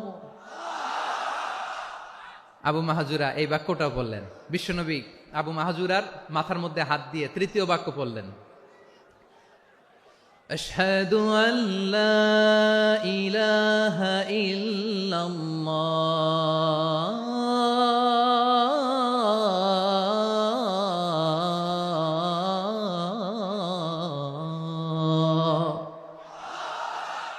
আবু মাহজুরা তৃতীয় বাক্য পড়লেন। বিশ্বনবী একটা বাক্য পরে আবু মাহজুরা পরে, বিশ্বনবী পরে আবু মাহজুরা পরে। আবু মাহজুরা কিন্তু অমুসলিম, মুশরিক। আবু মাহজুরা বলে, এক একটা বাক্য পড়ি আমার কলিজাটা গলে ঠান্ডা হয়ে যায়। এতদিন মোহাম্মদকে গালি দিতাম, এখন মোহাম্মদ আমার মাথায় যখন হাত রাখছে আমার সারা শরীর ঠান্ডা হয়ে গেছে। বিশ্বনবী আজান শিখাচ্ছেন, একটা একটা বাক্য পড়ে, আবু মাহজুরাও পড়ে, বিশ্বনবী পড়ে, আবু মাহজুরাও পড়ে। পুরো বাক্যগুলো যখন শেষ, আজান শেষ, আবু মাহজুরাও যখন পুরো আজান পড়লেন, আবু মাহজুরা বললেন, এতদিন মোহাম্মদের চেহারা দেখলে আমার ঘৃণা লাগতো, আজ থেকে মোহাম্মদের চেহারার চেয়ে প্রিয় চেহারা আমার কাছে নাই। আবু মাহজুরা বললেন, ও মুহাম্মদ, আজানের বাক্য তো আপনি আমারে শেখালেন, এখানেই শেষ করবেন না, আপনি আমারে পড়ায় দেন, লা ইলাহা ইল্লাল্লাহু মুহাম্মাদুর রাসূলুল্লাহ সাল্লাল্লাহু আলাইহি ওয়াসাল্লাম। বিশ্বনবীর সাথে দাঁড়িয়ে উনি শাহাদা পড়ে মুসলমান হয়ে গেলেন। এবার আবু মাহজুরা বলে, ইয়া রাসূলুল্লাহ, ইয়া হাবিবাল্লাহ, আমি মুমিন হয়েছি, মুসলমান হয়েছি, আপনার কাছ থেকে আজান শিখার সৌভাগ্য আমি লাভ করেছি গো নবী। আমার কণ্ঠের বড় তারিফ করেছেন আপনি, আমার আজানকে আপনি পছন্দ করেছেন। একটা জিনিস আপনার কাছে চাই, আপনি আমাকে মক্কার মসজিদুল হারামের মুয়াজ্জিন হিসেবে অ্যাপয়েন্ট করে দে। বিষ্ণু ইসা ইসলাম বললেন, যাও আবু মাহজুরা, আমি তোমাকে পৃথিবীর শ্রেষ্ঠতম মসজিদ মক্কার মসজিদুল হারামের মুয়াজ্জিন হিসেবে অ্যাপয়েন্ট করে দিলাম। দেখছেন কিভাবে ট্যালেন্ট হান্টিং করতে হয়, কিভাবে হিউম্যান রিসোর্স মানব সম্পদকে ব্যবহার করতে হয়। আসছিল আজানকে ভেঙ্গাইতে, আসছিল কেন? আজানকে ব্যঙ্গ করার জন্য, বিকৃত করার জন্য। আজানকে বিকৃত করতে যে ইসলামের সবচেয়ে শ্রেষ্ঠ মসজিদের মুয়াজ্জিন হয়ে গেল। পড়েন সুবহানাল্লাহ। হযরত আবু মাহজুরা রাদিয়াল্লাহু তাআলা আনহু ওনার এই সুললিত কণ্ঠ ব্যবহার করে মসজিদুল হারামে এত সুন্দর করে আল্লাহু আকবার বলে আজান দিতেন, মানুষগুলোর, মুসল্লিগুলোর, মক্কাবাসীর হৃদয়কে তিনি বিগলিত করে দিতেন, মানুষের হৃদয়কে ঠান্ডা হয়ে যেত। শুধু এখানেই শেষ না আমার যশোরের ভাইয়েরা, বিশ্বনবী যখন সাইয়েদনা আবু মাহজুরা রাদিয়াল্লাহু তাআলা আনহুকে আজান শিখাচ্ছিলেন, বলেন তো বিশ্বনবীর হাতটা কোথায় ছিল? আবু মাহজুরার মাথার সামনে, এই চুলের উপরে ছিল। আবু মাহজুরা ওই স্মৃতিটাকে ধারণ করবার জন্য, ওই স্মৃতিকে বহন করার জন্য বিশ্বনবীর মোবারক হাত আবু মাহজুরার কপালের চুলের যেই জায়গায় লেগেছে, মৃত্যুর আগের দিন পর্যন্ত আবু মাহজুরা মাথার ওই চুলে কোনোদিন ছুরি আর কামার লাগায় নাই, সেখানে কেচি লাগায় নাই, চুলের মধ্যে খুর লাগায় নাই। আবু মাহজুরা ডান দিকের চুল কাটতো, বাম দিকের চুল কাটতো, পেছনের চুল কাটতো, সামনের চুল কাটতো না। আবু মাহজুরা রাদিয়াল্লাহু তাআলা আনহুর সামনের চুলগুলো বড় হতে হতে যখন এত বড় হয়ে যায়, তিনি চুলগুলো পেঁচিয়ে মাথার মধ্যে রাখতেন, তারপরে তিনি পাগড়ি পরতেন। সবাই জিজ্ঞেস করতো, আবু মাহজুরা, এটা আবার কেমন স্টাইল? দেখতে তোমারে কি বিদঘুটে লাগে? কেমন অড লাগে? কেমন খারাপ দেখা যায়? মক্কায় এমন কোন মানুষ তো দেখি নাই, ডানে চুল কাটে, বায়ে চুল কাটে, পেছনে চুল কাটে, সামনে কাটে না। ওরে আবু মাহজুরা, কেমন দেখা যায় তোমারে?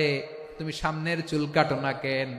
আবু মাহজুরা বলে, আমি হাঁটু গেড়ে পেয়ারা নবীর সামনে বসেছিলাম, আমার এই মাথার চুলের মধ্যে মুবারক হাত লাগিয়ে বিশ্বনবী নিজে আমাকে আজানের প্রতিটা বাক্য শিক্ষা দিয়েছেন।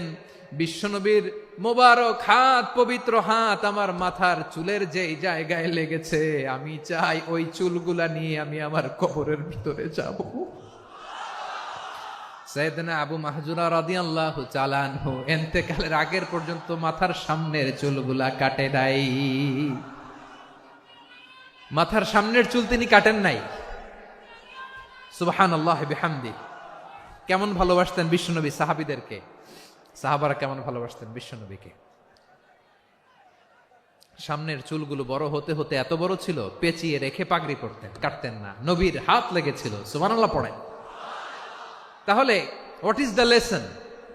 মোরাল অফ দ্য স্টোরি কি? মোরাল অফ দ্য স্টোরি হচ্ছে, আসছিল আজানকে ব্যঙ্গ করার জন্য, বিকৃত করার জন্য, হয়ে গেল মসজিদুল হারামের মুয়াজ্জিন। দেখেন বিশ্বনবী একটা খারাপ সিচুয়েশনের মধ্যে থেকে কি ভালো জিনিস বের করে আনলেন। আমি যে শুরুতে বলেছি কিভাবে তিনি হিউম্যান রিসোর্সকে ডেভেলপ করেছেন, ম্যানেজ করেছেন। তিনি যে চৌকস ট্যালেন্ট হান্টার ছিল, দেখেন সবার মধ্যে থেকে এর বাছাই করে মুয়াজ্জিন বানাই দিয়েছেন। সুবহানাল্লাহ পড়েন। তার মানে এই না সবাইরে ধরে ধরে উনি মুয়াজ্জিন বানাইছেন, যার যেই ট্যালেন্ট আছে তাকে ওই কাজে অ্যাসাইন করেছেন। যার যেই প্রতিভা আছে তার প্রতিভাকে ইসলামের কাজে লাগিয়েছেন। সুবহানাল্লাহ পড়েন। যায়েদ বিন সাবেত রাদিয়াল্লাহু তাআলা আনহু, নাম শুনেছেন? যশোর, কথা বেরোয় না। যদি জিগায় সালমান খানের নাম শুনছেন, সবাই হাত তুলবে, জি হুজুর শুনছি, মানে সব দেখা শেষ। সালমান খান, আমির খান, অমুক খান, সব খান মুখস্থ, কিন্তু যায়েদ বিন সাবেতের নাম মুখস্থ নাই মুসলমানদের। যেই সাহাবী মাথার সামনের চুল কাটে নাই, মসজিদুল হারামের মুয়াজ্জিন বানাইছেন বিশ্বনবী, ওই সাহাবীর নাম কি? খায়া ফেলাইছে, স্লোগানের সাথে খায়া ফেলাইছে। আবু মাহজুরা, কি নাম? আবু মাহজুরা আল জুমাহি রাদিয়াল্লাহু তাআলা আনহু। এই নামটা আজকে নিয়ে যাইতে হবে যশোর। আবু মাহজুরা রাদিয়াল্লাহু তাআলা আনহু। 2 নম্বরে বলছিলাম যায়েদ বিন সাবেত রাদিয়াল্লাহু তাআলা আনহু। বিশ্বনবী দেখলেন মদিনার এই আনসারী সাহাবী হাইলি ট্যালেন্টেড, ইন্টেলেকচুয়াল, মেরিটোরিয়াস, জ্ঞানের প্রতি তার আকর্ষণ, মারাত্মক আকর্ষণ। বিশ্বনবী তাকে দায়িত্ব দিলেন, কোরআন যা নাজিল হয় তুমি লিখো, কাতিবুল ওয়াহি বানায় দিলেন। সুবহানাল্লাহ। যায়েদ বিন সাবেতরে আবার আজান শেখান নাই, কারণ তার মধ্যে বিশ্বনবী প্রতিভা দেখেছেন, একাডেমিক প্রতিভা। বিশ্বনবীর একাডেমিক প্রজেক্টগুলো তিনি হ্যান্ডেল করতেন। যায়েদ বিন সাবেত ছিল বিশ্বনবীর ব্যক্তিগত সচিব। কি ছিল? ব্যক্তিগত সচিব, বোঝেন নাই? বিশ্বনবীর ব্যক্তিগত সচিব এবং দোভাষী। ইহুদিরা কিছু লিখে দিলে এটার অর্থ বিশ্বনবীরে বুঝায় দিতেন, আবার ইহুদিদের কাছে কিছু লিখতে হলে তিনি লিখে দিতেন। বিশ্বনবী একদিন বললেন, ইন্নী ওয়াল্লাহি মা আমানু ইয়াহুদা আলা কিতাব। ইহুদিরা যে চিঠি পাঠায় অর্থ তো বুঝি না, আরেক ইহুদি আইনে অর্থ করা লাগে। আবার ইহুদিদের কাছে কিছু লিখে পাঠাইতে চাইলে আমরা তো লিখতে পারি না, ইহুদিরে দিয়ে লেখা লাগে। ওরা যে পয়রা শোনায় লিখে দেয়, আমি ওদের বিশ্বাস করি না। আমার নিজের একজন লোক দরকার। বিশ্বনবী এই যায়েদ বিন সাবেতকে চুজ করলেন ল্যাঙ্গুয়েজের জন্য। উনি বললেন, যায়েদ, তোমার সফট স্কিলকে ডেভেলপ করতে হবে, তুমি হিব্রু ল্যাঙ্গুয়েজ শিখে ফেলো। যায়েদ বিন সাবেত বলল, বিশ্বনবীর মোটিভেশন আর ইন্সপিরেশন পেয়ে আমি 15 দিনে ইহুদিদের এই হিব্রু ল্যাঙ্গুয়েজ শিখে ফেললাম। শুধু শিখে ফেললাম না, হাত্তা হাদিকতু, even I became master in the language. এই ভাষা আমি পারদর্শী হয়ে গেলাম। এরপরে ইহুদিরা চিঠি লিখে পাঠালে আর কোনো ইহুদি ডাকা লাগতো না, আমি নবীর এটার অর্থ শুনে পরে বুঝায় দিতাম। আবার ইহুদিদের কাছে চিঠি লেখা লাগলে আমি যায়েদ বিন সাবেত চিঠি লিখে দিতাম। সুবহানাল্লাহ। দেখেন, এত সাহাবীর মধ্য থেকে বিশ্বনবীর একাডেমিক প্রজেক্ট, ব্যক্তিগত সচিব, দোভাষী হিসেবে তিনি যায়েদ বিন সাবেতের মতো তরুণকে নির্বাচিত করেছেন। কেমন ট্যালেন্ট হান্টার ছিল আমার নবী। সুবহানাল্লাহ পড়বেন না? বিশ্বনবীর ইন্তেকালের পরে সাইয়েদনা আবু বকর রাদিয়াল্লাহু তাআলা আনহু যখন খলিফা হয়ে আসলেন, কোরআনকে সংকলনের দায়িত্ব দেয়া লাগবে, কোন সাহাবীকে দিবেন? সব সাহাবারা মিলে পরামর্শ করলেন। সাইয়েদনা আবু বকর, ওমর সবাই মিলে এই বিশাল কোরআন সংকলনের গুরু দায়িত্ব বিশ্বনবীর ব্যক্তিগত সচিব, বিশ্বনবীর দোভাষী, বিশ্বনবীর সিলেক্ট করাই লোক যায়েদ ইবনে সাবেত রাদিয়াল্লাহু তাআলা আনহুকে দিয়েছে। কোরআনের কপি তো আজকে এখানে রাখে নাই। এই যে আজকের যে কোরআন পড়েন, এটা আগে এরকম ছিল না। কোরআন নাজিল হলে সাহাবারা চামড়ার, ওটের চামড়ায় লিখে ফেলতো, ওটের চ্যাপ্টা হাড্ডির মধ্যে লিখে ফেলতো, গাছের গুড়ির মধ্যে লিখে ফেলতো। বিভিন্ন জনের কাছে ছড়ানো ছিটানো ছিল।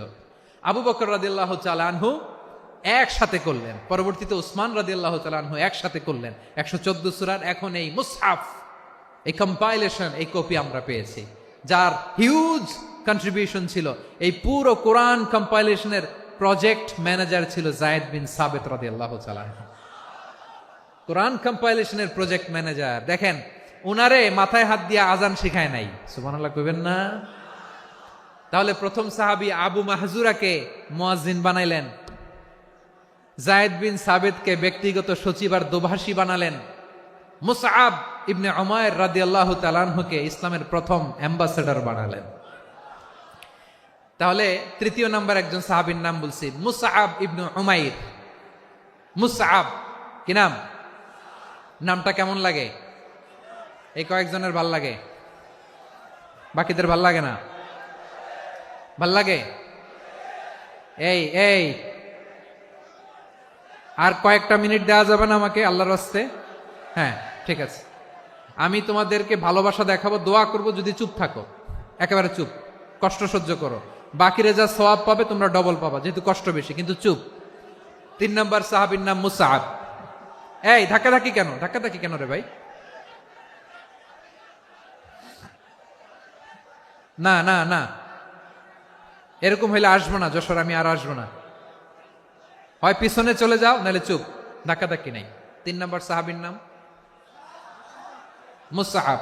কি নাম? He was the first ambassador in Islam. ইসলামের প্রথম ডিপ্লোমাট, প্রথম কূটনৈতিক, ইসলামের প্রথম কূটনৈতিক, ইসলামের প্রথম ডিপ্লোমাট, প্রথম অ্যাম্বাসেডর মুসআব ইবনে উমাইর। মক্কার তরুণ যুবক, উনি পারফিউম লাগাইলে মানুষ দেখলেই বুঝতো এটা মুসআব লাগাইছে।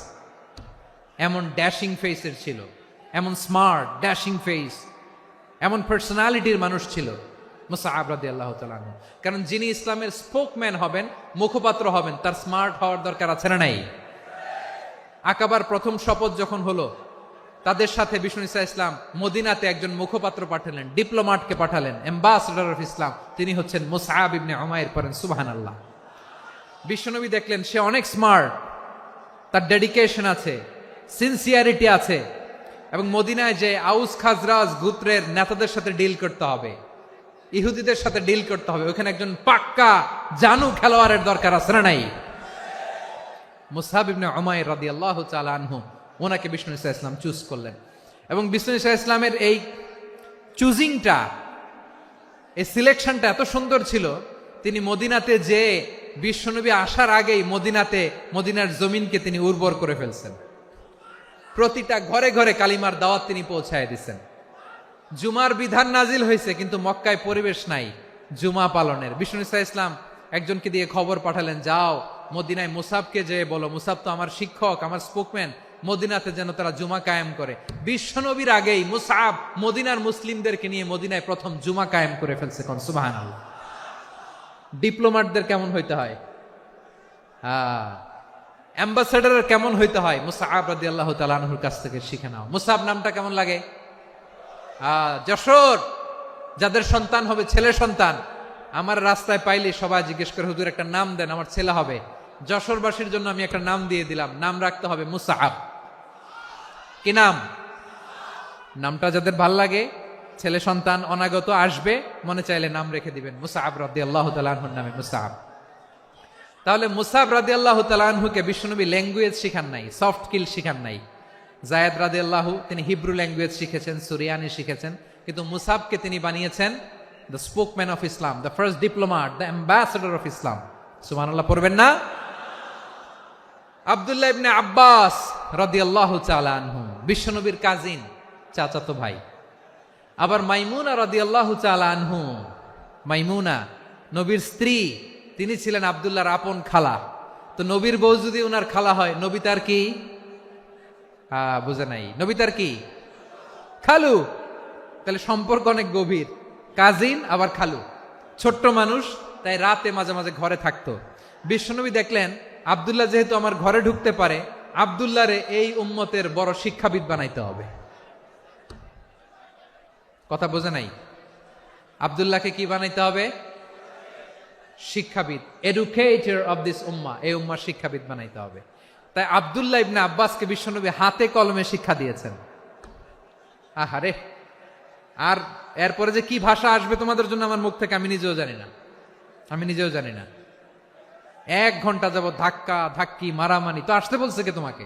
পেছনে চলে যাও, জায়গা না পেলে। পুরো প্রোগ্রামটাই নষ্ট করে দিল।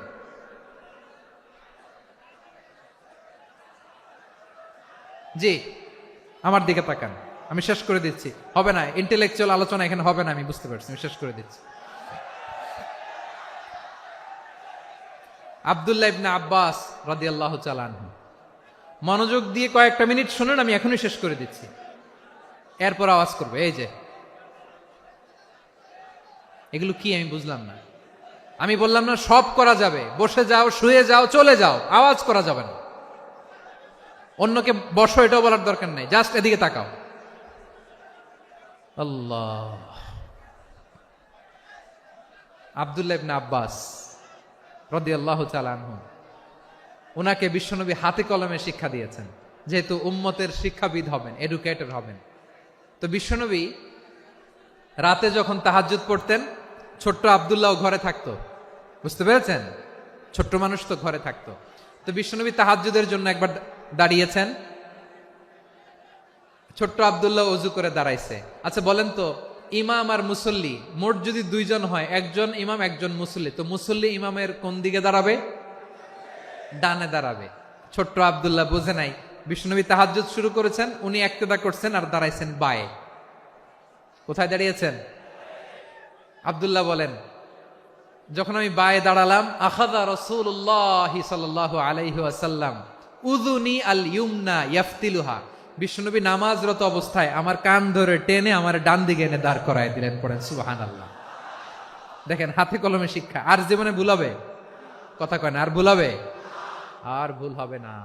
এভাবে বিশ্বনবীর অনেক সঙ্গ পেয়েছেন, সফর করেছেন, একই বাহনে বসেছেন, এক বাহনে বসে লম্বা নাসিহত করেছেন, বলেছেন, ইয়া গোলাম ইহফাজিল্লাহ ইয়াহফাজকা, ইহফাজিল্লাহ তাজিদহু তুজাহাক, ইযা সাআলতা ফাসআলিল্লাহ ওয়া ইযা ইসতাআনতা ফাসতাইন বিল্লাহ। আল্লাহর বিধান মানো, আল্লাহর বিধান রক্ষা করো, আল্লাহ তোমায় রক্ষা করবে। আব্দুল্লাহ, চাইতে হলে আল্লাহর কাছে চাও, সাহায্য চাইতে হলে আল্লাহর কাছে সাহায্য চাও। মনে রাখো, গোটা বিশ্বের সবাই যদি তোমার সাহায্য করতে চায়, ততটুকুই করতে পারবে যতটুকু আল্লাহ তোমার নসিবে রেখেছে। গোটা বিশ্ব যদি তোমার বিরুদ্ধে ষড়যন্ত্রে দাঁড়িয়ে যায়, ক্ষতি ততটুকু করতে পারবে যতটুকু তোমার জন্য বরাদ্দ আছে। এর বাইরে কিছু করতে পারবে না। আওয়াজ করে বলেন ঠিক কিনা? এভাবে হাতে কলমে শিখিয়েছেন, বিশ্বনবীর সঙ্গ পেয়েছেন। উনাকে বিষ্ণু ইসলাম শিক্ষাবিদ, এডুকেটর অফ দিস উম্মাহ হিসেবে সিলেক্ট করেছেন, হাতে কলমে শিখিয়েছেন। বিশ্বনবী একবার প্রকৃতির ডাকে সাড়া দিয়ে এসেছেন। এখন কি করতে হবে? নামাজের জন্য অজু করতে হবে। বিশ্বনবী এসেই দেখেন অজুর বদনায় পানি ভরা, খুশি হয়ে গেলেন। বললেন, কে রেখেছে পানি? একজন বলল, আব্দুল্লাহ রেখেছে। বিশ্বনবী অত্যন্ত খুশি হলেন। খুশি হয়ে একটা দোয়া করলেন, বললেন, আল্লাহুম্মা ফাক্কিহু ফিদ্দীন ওয়া আল্লিমহু তা'ওয়ীল। আল্লাহ, তুমি আব্দুল্লাহকে দ্বীনের বুঝ দিও আর কোরআনের তাফসির শিক্ষা দিও। বিশ্বনবীর এই দোয়া এমন লাগছে, উনি রাইসুল মুফাসসিরিন, এই পৃথিবীতে যত মুফাসসির ছিল, যত মুফাসসির আসবে, সকল মুফাসসিরের সম্রাট হিসেবে স্বীকৃত হয়েছেন। আব্দুল্লাহ ইবনে আব্বাস, বিশ্বনবী ওনারে আজান শিখান নাই, বিশ্বনবী ওনারে ল্যাঙ্গুয়েজ শিখান নাই, বিশ্বনবী ওনারে অ্যাম্বাসাডর বানান নাই, হাতে কলমে শিক্ষা দিয়েছেন। ছোট্ট মানুষ, বিশ্বনবী ইন্তেকাল করলেন। আবু বকরের সময় গেল, ওমরে ফারুকের খেলাফত, তখনও তিনি তরুণ। ওমরে ফারুক রাদিয়াল্লাহু তাআলা আনহু ওনার ক্যাবিনেট মিনিস্ট্রির বৈঠকে এ আব্দুল্লাহ ইবনে আব্বাসকে পাশ দিয়ে বসায় রাখতেন। বয়স্ক সাহাবারা এটা পছন্দ করতো না। তারা বলতো, ঘটনা কি? আব্দুল্লাহর মতো ছেলে নাতি আমাদের আছে, এরা কেন রাখে ওমরে ফারুক? ওমরে ফারুক এটা টের পেলেন। তিনি বুঝতে পারলেন যে ক্যাবিনেট মেম্বাররা এটা পছন্দ করে না, ছোট্ট আব্দুল্লাহরা কেন রাখি, কেন যে রাখি, এটা একদিন বুঝাবো। একদিন মিটিং এ তিনি সবাইকে বললেন, ইদা জাআ নাসরুল্লাহি ওয়াল ফাতহ। এই আয়াত দ্বারা উদ্দেশ্য কি বলেন তো মুরব্বী সাহাবীরা? এক সাহাবী বলেন, এই সূরা দ্বারা উদ্দেশ্য, আল্লাহ বলেছেন আমাদেরকে বিভিন্ন ল্যান্ড, বিভিন্ন এলাকা বিজয় করতে হবে। ওমরে ফারুক বললেন, না, হয়নি। আরেকজন বললেন, বিজয় হওয়ার পর আমাদের বেশি বেশি আল্লাহর বরত্বের ঘোষণা দিতে হবে, এটা উদ্দেশ্য। ওমরে ফারুক বললেন, না, হয় নাই। যারা জিজ্ঞেস করেন কেউ পারে না। সব শেষে বিশ্বনবী ছোট্ট আব্দুল্লাহরে বলেন, আব্দুল্লাহ, ইদা জাআ নাসরুল্লাহি ওয়াল ফাতহ, এর দ্বারা উদ্দেশ্য কি বলতো? ছোট্ট আব্দুল্লাহ বলেন, হুয়া আজালু রাসূলিল্লাহ। এই আয়াত দ্বারা বিশ্বনবীর বিদায়কে উদ্দেশ্য নেওয়া হয়েছে। ওমরে ফারুক বললেন, হাযা হুয়া, এটাই তো সঠিক উত্তর, এটাই সঠিক তাফসীর এই আয়াতের। কারণ ইদা জাআ নাসরুল্লাহি ওয়াল ফাতহ, যখন আল্লাহর সাহায্য আর বিজয় আসবে, ওয়া রাআইতান নাসা ইয়াদখুলুনা ফি দীনিল্লাহি আফওয়াজা, আপনি দেখবেন দলে দলে, ঢলে ঢলে, বানের পানির মতো মানুষ ইসলামের দিকে ঢুকতেছে। ইসলামের বিজয় হয়েছে। তো ইসলামের বিজয়ের মিশন নিয়ে নবী আসছে। বিজয়ী যখন হয়ে গেছে, এখন তো নবীর বিদায় হবে। জোরে বলেন ঠিক কিনা? কোন সাহাবী এই সূক্ষ্ম কথাটা ধরতে পারে নাই, ওই আব্দুল্লাহ ছাড়া। আব্দুল্লাহ যখন উত্তর দিছে, সব সাহাবীদের টনক নড়েছে। এরপর থেকে কোনো ক্যাবিনেট মিটিং এ আর কোন সাহাবারা কোনো প্রশ্ন করে নাই। আওয়াজ করে পড়েন সুবহানাল্লাহ। বিশ্বনবী আব্দুল্লাহ ইবনে আব্বাসকে দ্য এডুকেটর অফ দ্য উম্মাহ, উম্মার শিক্ষাবিদ হিসেবে গ্রহণ করেছেন। আওয়াজ করে পড়তে হবে আল্লাহু আকবার। সাহাবীদের নামগুলো মনে থাকবে? এক নম্বরে আবু মাহজুরা, মুয়াজ্জিন বানাইছেন। যায়েদ ইবনে সাবিত, দোভাষী, ট্রান্সলেটর অফ প্রফেট। এবং তিনি ছিলেন বিশ্বনবীর ব্যক্তিগত সচিব। মুসআব ইবনে উমাইর, the first ambassador and diplomat of Islam. আব্দুল্লাহ ইবনে আব্বাস, এই উম্মার সবচেয়ে বড় এডুকেটর, শিক্ষাবিদ। আরেকজন ছিল আব্দুল্লাহ ইবনে মাসউদ রাদিয়াল্লাহু তাআলা। দুই আব্দুল্লাহ, আব্বাস গেল, আরেকজন হচ্ছে মাসউদ। মক্কার তরুণ, ছাগল পালতো মুশরিকের। বিশ্বনবী আর আবু বকর রাদিয়াল্লাহু তাআলা আনহু একবার গেলেন, যে দেখে এই তরুণ দাঁড়ায় আছে। বিশ্বনবী বলেন, আমি খুব ক্ষুধার্ত, তোমার কাছে কি দুধ আছে ছাগলের? আব্দুল্লাহ ইবনে মাসউদ বলে, আছে। ওয়ালাকিন আনা মুতামান, কিন্তু যে দুধ আছে এটা আমানতের, আমি দিতে পারবো না। বিশ্বনবী এইটা শুনেই তারা টার্গেট করে ফেলছে। আনা মুতামান, দুধ আছে কিন্তু এটা আমার মালিকের, আমি তো দরদ দেখায় আমার মালিকের দুধ, আপনি পথিক, আপনারা দিতে পারি না। বিশ্বনবী টার্গেট করে ফেলছেন, এরে আমার কাজে লাগাইতে হবে। বিশ্বনবী বললেন, আচ্ছা ঠিক আছে, দুধ দিও না, কিন্তু এমন ছাগি আছে কিনা যেই ছাগির সাথে কোনো ছাগলের মিলন হয় নাই, তার ওলানে দুধও আসে নাই, বাচ্চাও নাই, এরকম ছাগির থেকে যদি আমি দুধ খাই তাহলে তো সমস্যা নাই। বলতেছে, এরকম ছাগির থেকে দুধ খাইলে সমস্যা নাই, কারণ এরকম ছাগির ওলান থেকে দুধ আসবেও না। বলতেছে, ঠিক আছে, এরকম একটা ছাগি নিয়ে আসা হলো। বিশ্বনবী বিসমিল্লাহ বলে ওই ছাগির ওলানে হাত দিলেন। হাত দিতে দেরি, পুরো ওলানটা দুধে ভরে যেতে দেরি হয় না। বিশ্বনবী আর আবু বকর রাদিয়াল্লাহু তাআলা আনহু দহন করে পেট ভরে খেলেন। এই দৃশ্য আব্দুল্লাহ ইবনে মাসউদের হৃদয়ে দাগ কাটলো। এই মুআজিজা দেখে তিনি বললেন, আশহাদু আল্লা ইলাহা ইল্লাল্লাহ ওয়া আশহাদু আন্না মুহাম্মাদুর রাসূলুল্লাহ। তিনি ষষ্ঠ মুসলিম ছিলেন, 6 নম্বর মুসলমান। ওনাকে টার্গেট করে বিশ্বনবী দেখলেন এমন ইন্টেলেকচুয়াল ব্রেন, উনি সূক্ষ্ম সূক্ষ্ম জিনিস বুঝে বেশি, ফিকহি জ্ঞান ওনার মধ্যে বেশি। বিশ্বনবী ওনাকে কোরআনের জ্ঞান শিক্ষা দিতে লাগলেন। উনি বিশ্বনবী সবার কাছে কোরআন শোনায়, কিন্তু বিশ্বনবী নিজে আব্দুল্লাহ ইবনে মাসউদের কাছ থেকে কোরআন শুনতো। বিশ্বনবী একবার বললেন, ইকরা আলাইয়া ইয়া মাসউদ। ইবনে মাসউদ, একবার শোনাও তো কোরআন দেখি। আব্দুল্লাহ ইবনে মাসউদ বলে, আকরাউ আলাইকা ওয়া আলাইকা উনজিল। নবী, আপনার উপর কোরআন নাজিল হয় আর আমি আপনার সামনে কোরআন পড়ব। বিশ্বনবী বললেন, ইন্নী উহিব্বু আন আসমাআহু মিন গায়রি। আমি নিজে পড়তে যেমনি ভালোবাসি, অন্যে পড়ুক আমি শুনবো, এটাও আমি ভালোবাসি। সূরা নিসা তিনি তেলাওয়াত করে শুনিয়েছেন। এমন সূক্ষ্ম সূক্ষ্ম বিষয় বিশ্বনবী উনাকে ধরিয়ে দিয়েছেন। উনি হয়ে গিয়েছেন, আব্দুল্লাহ ইবনে আব্বাস হয়েছেন রাইসুল মুফাসসিরিন, উনি হয়ে গিয়েছেন ফাকিহুল উম্মাহ। উনার চাইতে বড় ফকি এই পৃথিবী আর দেখবে না। চিল্লায় বলেন সুবহানাল্লাহ। উনি বলতেন, ওয়াল্লাহি ওয়াল্লাহি ইল্লাযী লা ইলাহা গায়রু মা উনজিলাত সূরাতুন ইল্লা ওয়া আনা আ'লামু আইনা উনজিলাত ওয়া ফীমা উনজিলাত। বিশ্বনবী এমন ভাবে কোরআনের দার্স আমাকে দিয়েছেন, কোরআনে যত সূরা নাজিল হয়েছে, যেখানে নাজিল হোক না কেন আমি জানি এটা কোথায় নাজিল হয়েছে এবং কোন প্রেক্ষাপটে নাজিল হয়েছে। এমন একটা সূরা নাই যে সূরার কোথায় নাজিল হয়েছে আমি মাসুদের জানা নাই, কোন প্রেক্ষাপটে নাজিল হয়েছে আমার জানা নাই। এরকম ঘটবে না। চিল্লায় বলেন আল্লাহু আকবার। এই আব্দুল্লাহ ইবনে মাসউদ রাদিয়াল্লাহু তাআলা আনহু ওমর ফারুকের সময় কুফার চিফ জাস্টিস ছিলেন। কুফা নগরীর চিফ জাস্টিস বুঝেন নাই? বিচারপতি। কি ছিলেন? সবাই বলে নাই, কি ছিলেন? বিচারপতি ছিলেন। এবং ওনার যে ফিকহি জ্ঞানের ধারা, এটাই আলকামা, ইব্রাহিম আন-নাখাই, হাম্মাদ ইবনে সুলাইমান হয়ে ইমাম আবু হানিফা পর্যন্ত পৌঁছেছে। এবং ওনার ফিকহি জ্ঞানের ধারাই হানাফি মাযহাবে অ্যাকসেপ্ট হয়েছে। আজও এগুলো হানাফি মাযহাবে চর্চিত হয়। হানাফি মাযহাবের সব ফিক আব্দুল্লাহ ইবনে মাসউদের ফিকহি জ্ঞানের ধারা থেকে নেওয়া হয়েছে। চিল্লায় পড়েন সুবহানাল্লাহ। তাহলে উনাকে বিশ্বনবী বানিয়েছেন জুরিস্ট, আইনবিদ, ফকিহ। উনারে আজান শিখান নাই। হিউম্যান রিসোর্স ডেভেলপমেন্ট কিভাবে করবেন, মানব সম্পদের উন্নয়ন কিভাবে করতে হয়, কিভাবে যার যেখানে প্রতিভা কাজে লাগাতে হয় উনি দেখিয়েছেন। সুবহানাল্লাহ পড়বেন না? খালিদ বিন ওয়ালিদ নাম শুনছেন? কে কে শোনেন নাই হাত তোলেন। কি ছিলেন? বীর যোদ্ধা ছিলেন খালিদ বিন ওয়ালিদ। কিন্তু তিনি ইসলাম ধর্ম গ্রহণ করেছেন অনেক দেরিতে, 8ম হিজরিতে। তার মানে 8ম হিজরির আগে উনি মুশরিকদের পক্ষে লড়াই করেছেন। ওনার হাতে কত মুসলিম সাহাবী যে নিহত হয়েছে হিসাব নাই। বিশ্বনবী টার্গেট করে রাখছে, তুমি আমাদের মুসলিমদের এত ক্ষতি করলা, তুমি যখন মুসলমান হবা তোমারে দিয়ে আমি এমন কাম করামু যে এটা আর কেউ করতে পারবে না। সুবহানাল্লাহ নাই? যশোর ক্লান্ত হয়ে গেছে।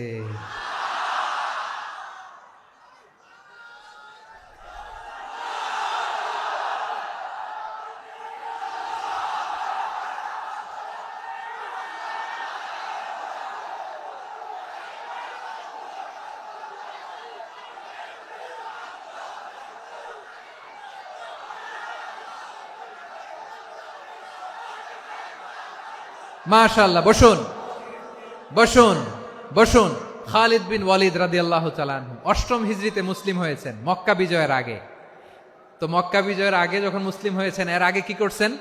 কাফিরদের সাথে যুদ্ধ করেছেন। উনি উহুদের যুদ্ধে মুসলমানদের যে পরাজয় ভাব, কঠিন পরিস্থিতির মুখোমুখি উনার কারণে পেছন থেকে এমন আতর্কিত আক্রমণ করেছেন, মুসলমানদেরকে কচুকাটা করেছেন। 8ম হিজরিতে আল্লাহ তাআলা হেদায়েতের নূর দিয়ে ওনার হৃদয়টাকে উজালা করে দিলেন। লা ইলাহা, এটা এমন বাণী যার হৃদয়ে একবার টাচ খাবে, এইটা থেকে সে আর পালিয়ে বেড়াতে পারে। ঝিনুকের ভেতর লুকিয়ে থাকে যেমন মতি, ঝিনুকের ভেতর লুকিয়ে থাকে যেমন মতি, কলমা শাহাদাতে আছে আল্লাহর জ্যোতি, কলমা শাহাদাতে আছে আল্লাহর জ্যোতি। ঠিক কিনা বলেন? মক্কা বিজয়ের আগে মুসলিম হলেন, হওয়ার পরেই বিশ্বনবীর টার্গেট ফুলফিল হলো। ওই যে টার্গেট করে রেখেছেন আর দোয়া করেছেন, খালিদ বিন ওয়ালিদ যদি মুসলিম হয় তাকে আমি মিলিটারি চিফ বানাবো। ওনাকে আজান শিখান নাই, ওনারে কান ধইরা নামাজের এই মাথা থেকে ওই মাথা আনান নাই, ফিকহি কোরআনের সূক্ষ্ম তাফসীর ওনারে শিখান নাই, অ্যাম্বাসেডর বানান নাই। বিষ্ণু ইসলাম উনাকে সামরিক অভিযানে প্রেরণ করেছেন। সামরিক অভিযানে তিনি প্রেরণ করেছেন। উনার জীবদ্দশায় উনার নেতৃত্বে যতগুলো যুদ্ধ হয়েছে, একটা যুদ্ধেও তিনি পরাজয় বরণ করেন নাই। ওমরে ফারুকের সময়কালে তিনি চিফ অফ মুসলিম মিলিটারি, মানে মুসলিম সেনাপতি হয়েছেন। যশোর, আওয়াজ করো, ঠিক কিনা বলো? সেনাপতি, মুসলিম সেনাপতি। তাহলে কিভাবে হিউম্যান রিসোর্স ব্যবহার করতে হয় গোটা বিশ্ব আমার নবীর কাছ থেকে শিখে নাও। খালিদ বিন ওয়ালিদ, ওনাকে বিশ্বনবী একটা উপাধি দিয়েছেন। উপাধিটা হচ্ছে সাইফুল্লাহিল মাসলুল, আল্লাহর নাঙ্গা তরবারি, আল্লাহর খোলা তরবারি, দ্য ওপেন সোর্ড অফ আল্লাহ। খালিদ বিন ওয়ালিদ মুসলিম সেনাপতি। হাসান বিন সাবেত, নাম শুনছেন? দেখি উনি কি ছিল বলেন। রাসূলের সভা কবি, কালচারাল হিজিমনিকে ডিফিট করার জন্য। উনি ভালো অস্ত্র চালানো জানতেন না, ওই কাজে উনি যেতেন না। ওনার ছিল কাব্য প্রতিভা। কাব্য প্রতিভা, কাফিররা কবিতা দিয়ে নবীকে গালি দিত। বিশ্বনবী বলতেন, ইয়া হাসান আজিব আন রাসূলিল্লাহ, তুমি নবীর হয়ে কাফেরদের এই কথাগুলোর জবাব দাও। বিশ্বনবীর একটা মিম্বার ছিল। বিশ্বনবীর মিম্বারের পাশাপাশি মসজিদে নববীতে এই হাসান বিন সাবেতের জন্য বিশ্বনবী একটা স্পেশাল মিম্বার বানিয়ে দিয়েছেন। এখান থেকে তুমি জবাব দাও। এবং বিশ্বনবী বলেছেন, আল্লাহুম্মা আইয়িদহু বিরূহিল কুদুস, আল্লাহ হাসান আমার পক্ষে জবাব দেয়, তুমি জিব্রাইল মারফত তাকে সাহায্য পাঠাইয়া দিও। রাসূল সাল্লাল্লাহু আলাইহি ইসলামের সভা কবি, the poet of the prophet, নবীর কবি। উনি কবিতা দিয়ে, এমন উচ্চাঙ্গের ভাষায় কবিতা দিয়ে তিনি জবাব দিতেন, কাফিরদের গা শিহরে যেত, তাদের হৃদয়ে আগুন ধরে যেত। তাহলে এরকম কবিরও দরকার আছে না নাই? এখন যাকে আল্লাহ দিছে কাব্য প্রতিভা, এরা যদি আপনি যুদ্ধের ময়দানে পাঠান হবে? যারে দিছে সুরেলা গলা, এরা যদি অ্যাম্বাসেডর বানান হবে না। হাসান বিন সাবেত ছিলেন বিষ্ণু ইসলামের কবি। হুযায়ফা ইবনুল ইয়ামান বিশ্বনবীর গোয়েন্দা বিভাগের প্রধান। কিসের প্রধান? হুযায়ফা ইবনুল ইয়ামান। ওনার ছিল ডিটেকটিভ মাইন্ড, ডিটেকটিভ মাইন্ড, গোয়েন্দা বিভাগের প্রধান। এবং উনি হচ্ছেন সাহিবু সিররি রাসূলিল্লাহ, রাসূল সাল্লাল্লাহু আলাইহি ওয়াসাল্লামের গোপন তথ্যের ধারক বাহক। নবীর যেই কথা কেউ জানে না, সব হুযায়ফার পেটের ভিতরে ছিল। সুবহানাল্লাহ পড়েন। মদিনার যত ইহুদিদের একটা লিস্ট ছিল, এই লিস্ট শুধু 2 জন জানতো, বিশ্বনবী আর হুযায়ফা। সুবহানাল্লাহ পড়বেন না? তাহলে উনাকে কোন দায়িত্ব দিছে? কোন বিভাগ? যশোর, আওয়াজ করো, কোন বিভাগ? গোয়েন্দা বিভাগের হেড ছিল। খন্দকের যুদ্ধে প্রচন্ড আজকের মতো শৈত্য প্রবাহ, মাটি খনন করতে করতে সাহাবীদের পেটে ক্ষুধা নাই, দাঁড়াইতে পারে না নামাজের জন্য, এত ক্লান্ত, ক্ষুধা, ক্লান্ত, শ্রান্ত। বিশ্বনবী বললেন, কে আছো? এই কঠিন শীত, এই ভয় আর ক্ষুধার মধ্যেও খন্দকের পরীক্ষার টপকে শত্রু শিবিরে যে আমাকে তথ্য দিবা, কে আছো? কারো গায়ে শক্তিই নাই যে দাঁড়াবে, কেউ দাঁড়ায় না। বিশ্বনবী তখন নিজে হুযায়ফাকে ডাক দিলেন, হুযায়ফা, যে আমাকে আজকে শত্রু শিবিরের তথ্য এনে দিবে, সে জান্নাতে আমার মোরাফাকা, আমার সঙ্গী হবে। হুযায়ফা রাদিয়াল্লাহু ইবনুল ইয়ামান জীবনের ঝুঁকি নিয়ে এই ক্ষুধা, শৈত্য প্রবাহ, কোল্ড ওয়েভসকে উপেক্ষা করে পরীক্ষা টপকে শত্রু শিবিরে যে সবার কথাগুলো চুপে চুপে শুনে বিশ্বনবীর দরবারে এসে গোয়েন্দাদের মতো তথ্য সরবরাহ করেছে। বিশ্বনবীর গোয়েন্দা বিভাগের প্রধান হুযায়ফা ইবনুল ইয়ামান ইন্টেলিজেন্স বিভাগ চালাতেন। মুনাফিকদের নাম ওনার কাছে ছিল। মুআয ইবনে জাবাল মদিনা রাষ্ট্রের সবচেয়ে সিনিয়র আমলা ছিলেন। আমলাতন্ত্র চিনেন তো? প্রশাসনিক কাজ যারা চালায়, অ্যাডমিনিস্ট্রেশন বুঝেন না?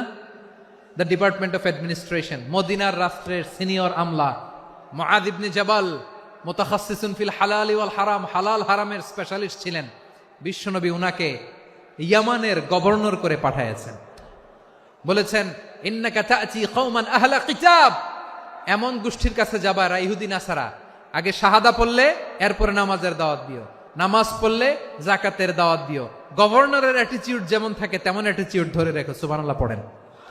তাহলে মুআয ইবনে জাবালকে দিয়ে বিশ্বনবী কবিতা লেখায় নাই, চিঠি লেখায় নাই, আজান দেওয়ায় নাই। সুবহানাল্লাহ পড়বেন না? সব শেষ সাহাবী বলি আবু হুরায়রা রাদিয়াল্লাহু তাআলা আনহু। নাম শুনছেন? বিড়ালের বাবা। কি করতেন? খালি হাদিস মুখস্থ করতেন। উনি বলতেন, আলজামু রাসূলুল্লাহ আলা মিল ইবাতনি, আমার শুধু পেটের ক্ষুধার বন্দোবস্ত হইলে আমি নবীর সঙ্গ ছাড়তাম না। আমার আনসার সাহাবারা ক্ষেত খামারের কাজ করত, আমার মুহাজির সাহাবারা ব্যবসা করত, আর আমি নবীর সাথে সাথে থাকতাম।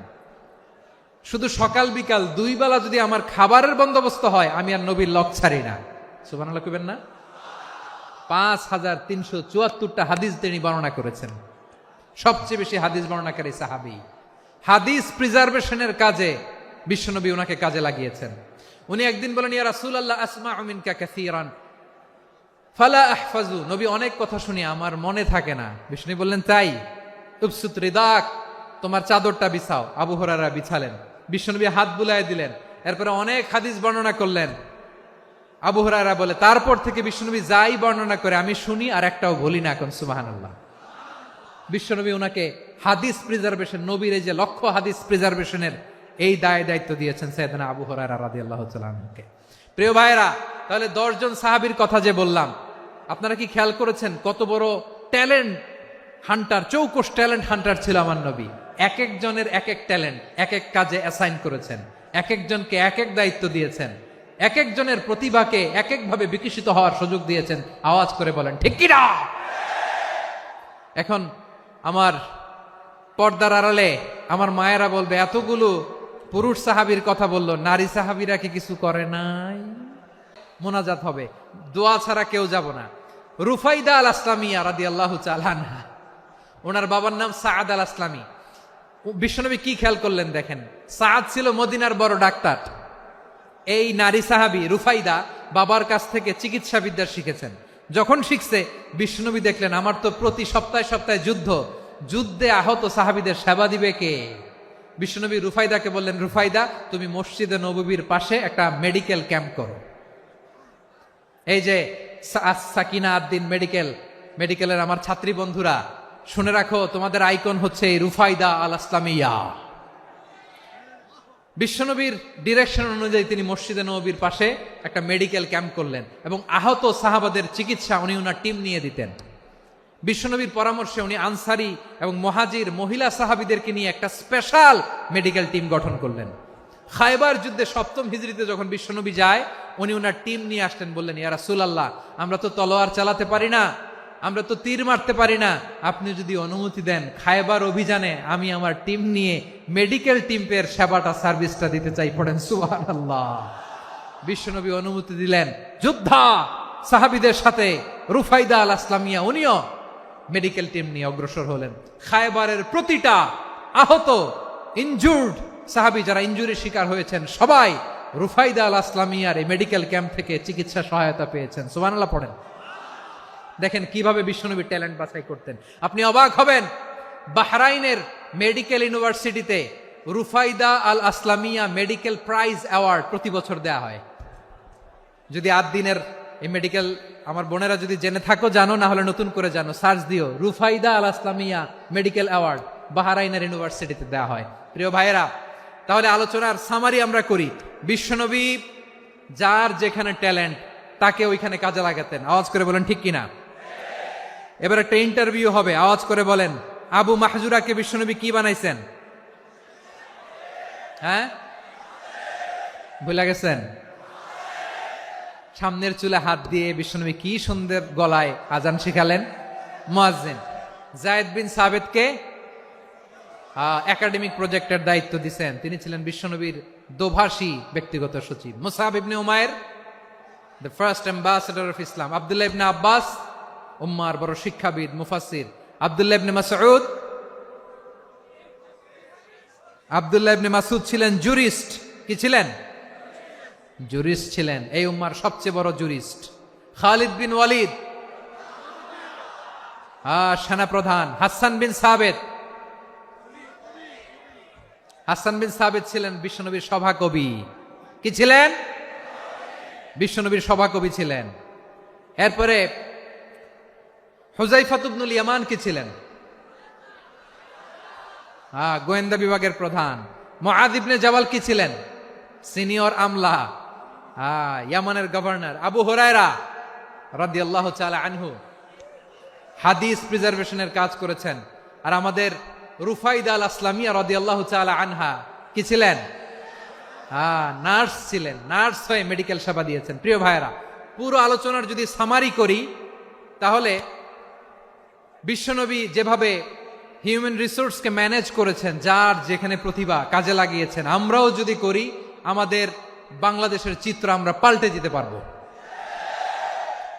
আমরা শুরুতে শুনেছি মানুষের আছে অসীম সম্ভাবনা, প্রতিটা মানুষ অনন্য, যত্ন নিলে, যথাযথ পরিচর্যা করলে মানুষ বিশ্ব জয় করতে পারে। ঠিক কিনা? আমাদের হাফেজে কোরআনের সামনে দাঁড়াতে পারে এমন কোন হাফেজে কোরআন আল্লাহর জমিনে জন্ম হয় নাই। গোটা বিশ্ব কাঁপিয়ে তারা সেরা, আমাদের ক্রিকেটাররা সেরা, আমাদের তৈরি পোশাক শিল্প সেরা। এরকম অনেক অনেক সেরা জিনিস আছে, আমরা এগুলোরে নার্চারিং করতে পারি নাই, পরিচর্যা করতে পারি নাই, সঠিক তারবিয়াতের অভাব। তাহলে মানুষের অসীম সম্ভাবনাকে কাজে লাগাতে হবে। ঠিক কিনা বলেন?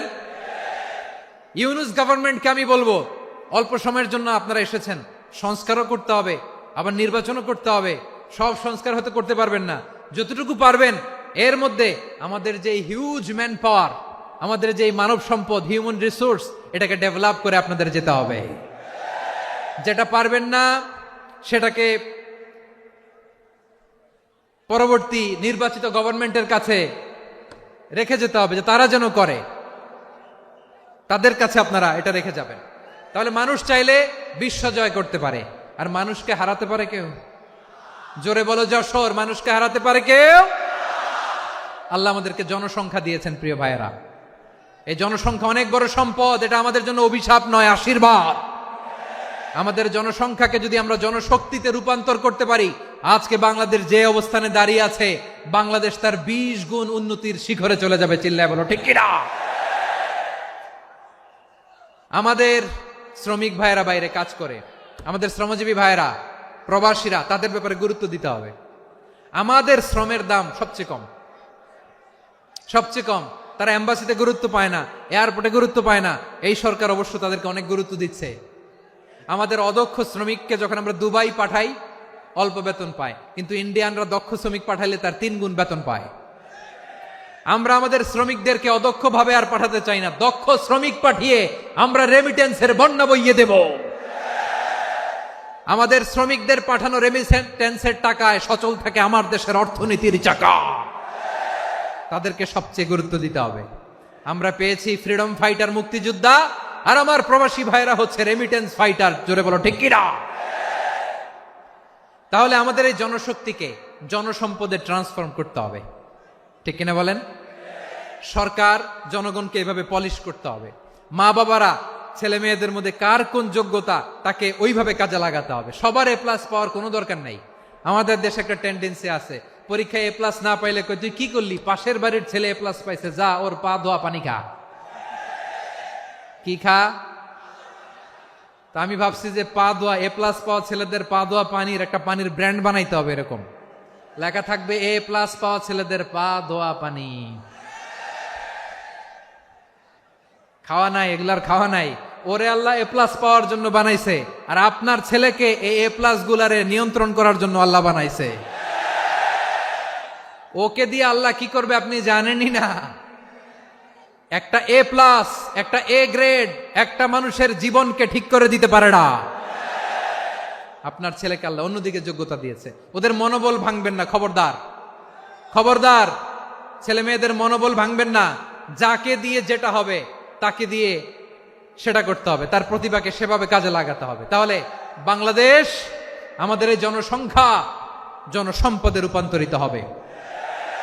আমাদের সরকারের তত্ত্বাবধানে আমাদের 18 কোটি জনগণ দক্ষ জনশক্তিতে রূপান্তরিত হোক, আমরা চাই কি চাই না? আমরা ভালো মানুষ, শ্রেষ্ঠ মানুষ হতে চাই কি চাই না? ওই জাপানিজদের মতো সৎ, ওই ইউরোপিয়ানদের মতো কালচার্ড। আমাদেরকে আল্লাহ তাআলা কোরআন সুন্নাহ অনেক কিছু দিয়েছেন। যেহেতু বর্তমানে আমরা দেখছি তারা সৎ, তাদের মধ্যে ভ্যালিউ আছে, সেগুলো আমাদের মধ্যে আনার দরকার আছে না নাই? আর ইসলাম দিয়ে আমাদের জীবনকে সাজাতে হবে, ইসলাম দিয়ে আমার পরিবারকে সাজাতে হবে। ইসলাম থেকে, কোরআন থেকে প্রেসক্রিপশন না নিলে জীবন সুন্দর হবে না। কোরআন থেকে প্রেসক্রিপশন না নিলে সমাজ সুন্দর হবে না। কোরআনের প্রেসক্রিপশন না মানলে রাষ্ট্র সুন্দর হবে না। কোরআনের প্রেসক্রিপশন অ্যাপ্লাই না করলে শুধু দুর্নীতি দমন কমিশন দিয়ে দুর্নীতি বন্ধ করা যাবে না। এজন্য কোরআনের আইন আমরা চাই কি চাই না? প্রিয় ভাইয়েরা, হিউম্যান রিসোর্স ডেভেলপমেন্ট, মানব সম্পদের উন্নয়ন, আমাদের সরকার যেন এদিকে নজর দেয়। আমরা যেন এই ব্যাপারে যত্নবান হয়ে উঠি। যাকে আল্লাহ যে যোগ্যতা দিয়েছে, এই যোগ্যতা দিয়ে আমরা যেন ইসলামের জন্য, দেশের জন্য কাজ করি। আমরা যেন আমাদের স্কিল ডেভেলপ করি, আমাদের পটেনশিয়ালকে ডেভেলপ করি। মোরালিটি, ভ্যালিউজ নিয়ে শায়েখ আহমদুল্লাহ আলোচনা করেছেন, এগুলো দিয়ে যেন আমরা আমাদেরকে সাজাই। আল্লাহ তাআলা আমাদের দেশকে তুমি নিরাপদ করো, আমরা পড়ি আমিন। আল্লাহ আমার 18 কোটি জনগণকে তুমি জনশক্তিতে রূপান্তরিত করো, আমিন। আল্লাহ আমরা হাতে হাত রেখে, কাঁধে কাঁধ মিলিয়ে ভাইয়ে ভাইয়ে যেন এই দেশকে গড়তে পারি, আল্লাহ তুমি তৌফিক দান করো, আমরা পড়ি আমিন। আমার প্রিয় মহিউদ্দিন ভাই বলেছেন, হুজুর এমন একটা ঘোষণাপত্র দিয়ে যাবেন আজকের এই ঐতিহাসিক যশোরের প্রোগ্রামে, যেটা গোটা বাংলাদেশে মানুষ এটার উপর আমল করে। আমি যে কথাটা বলেছি এটাই, আসুন আমরা আমাদের জনসংখ্যাকে জনসম্পদে ট্রান্সফর্ম করি।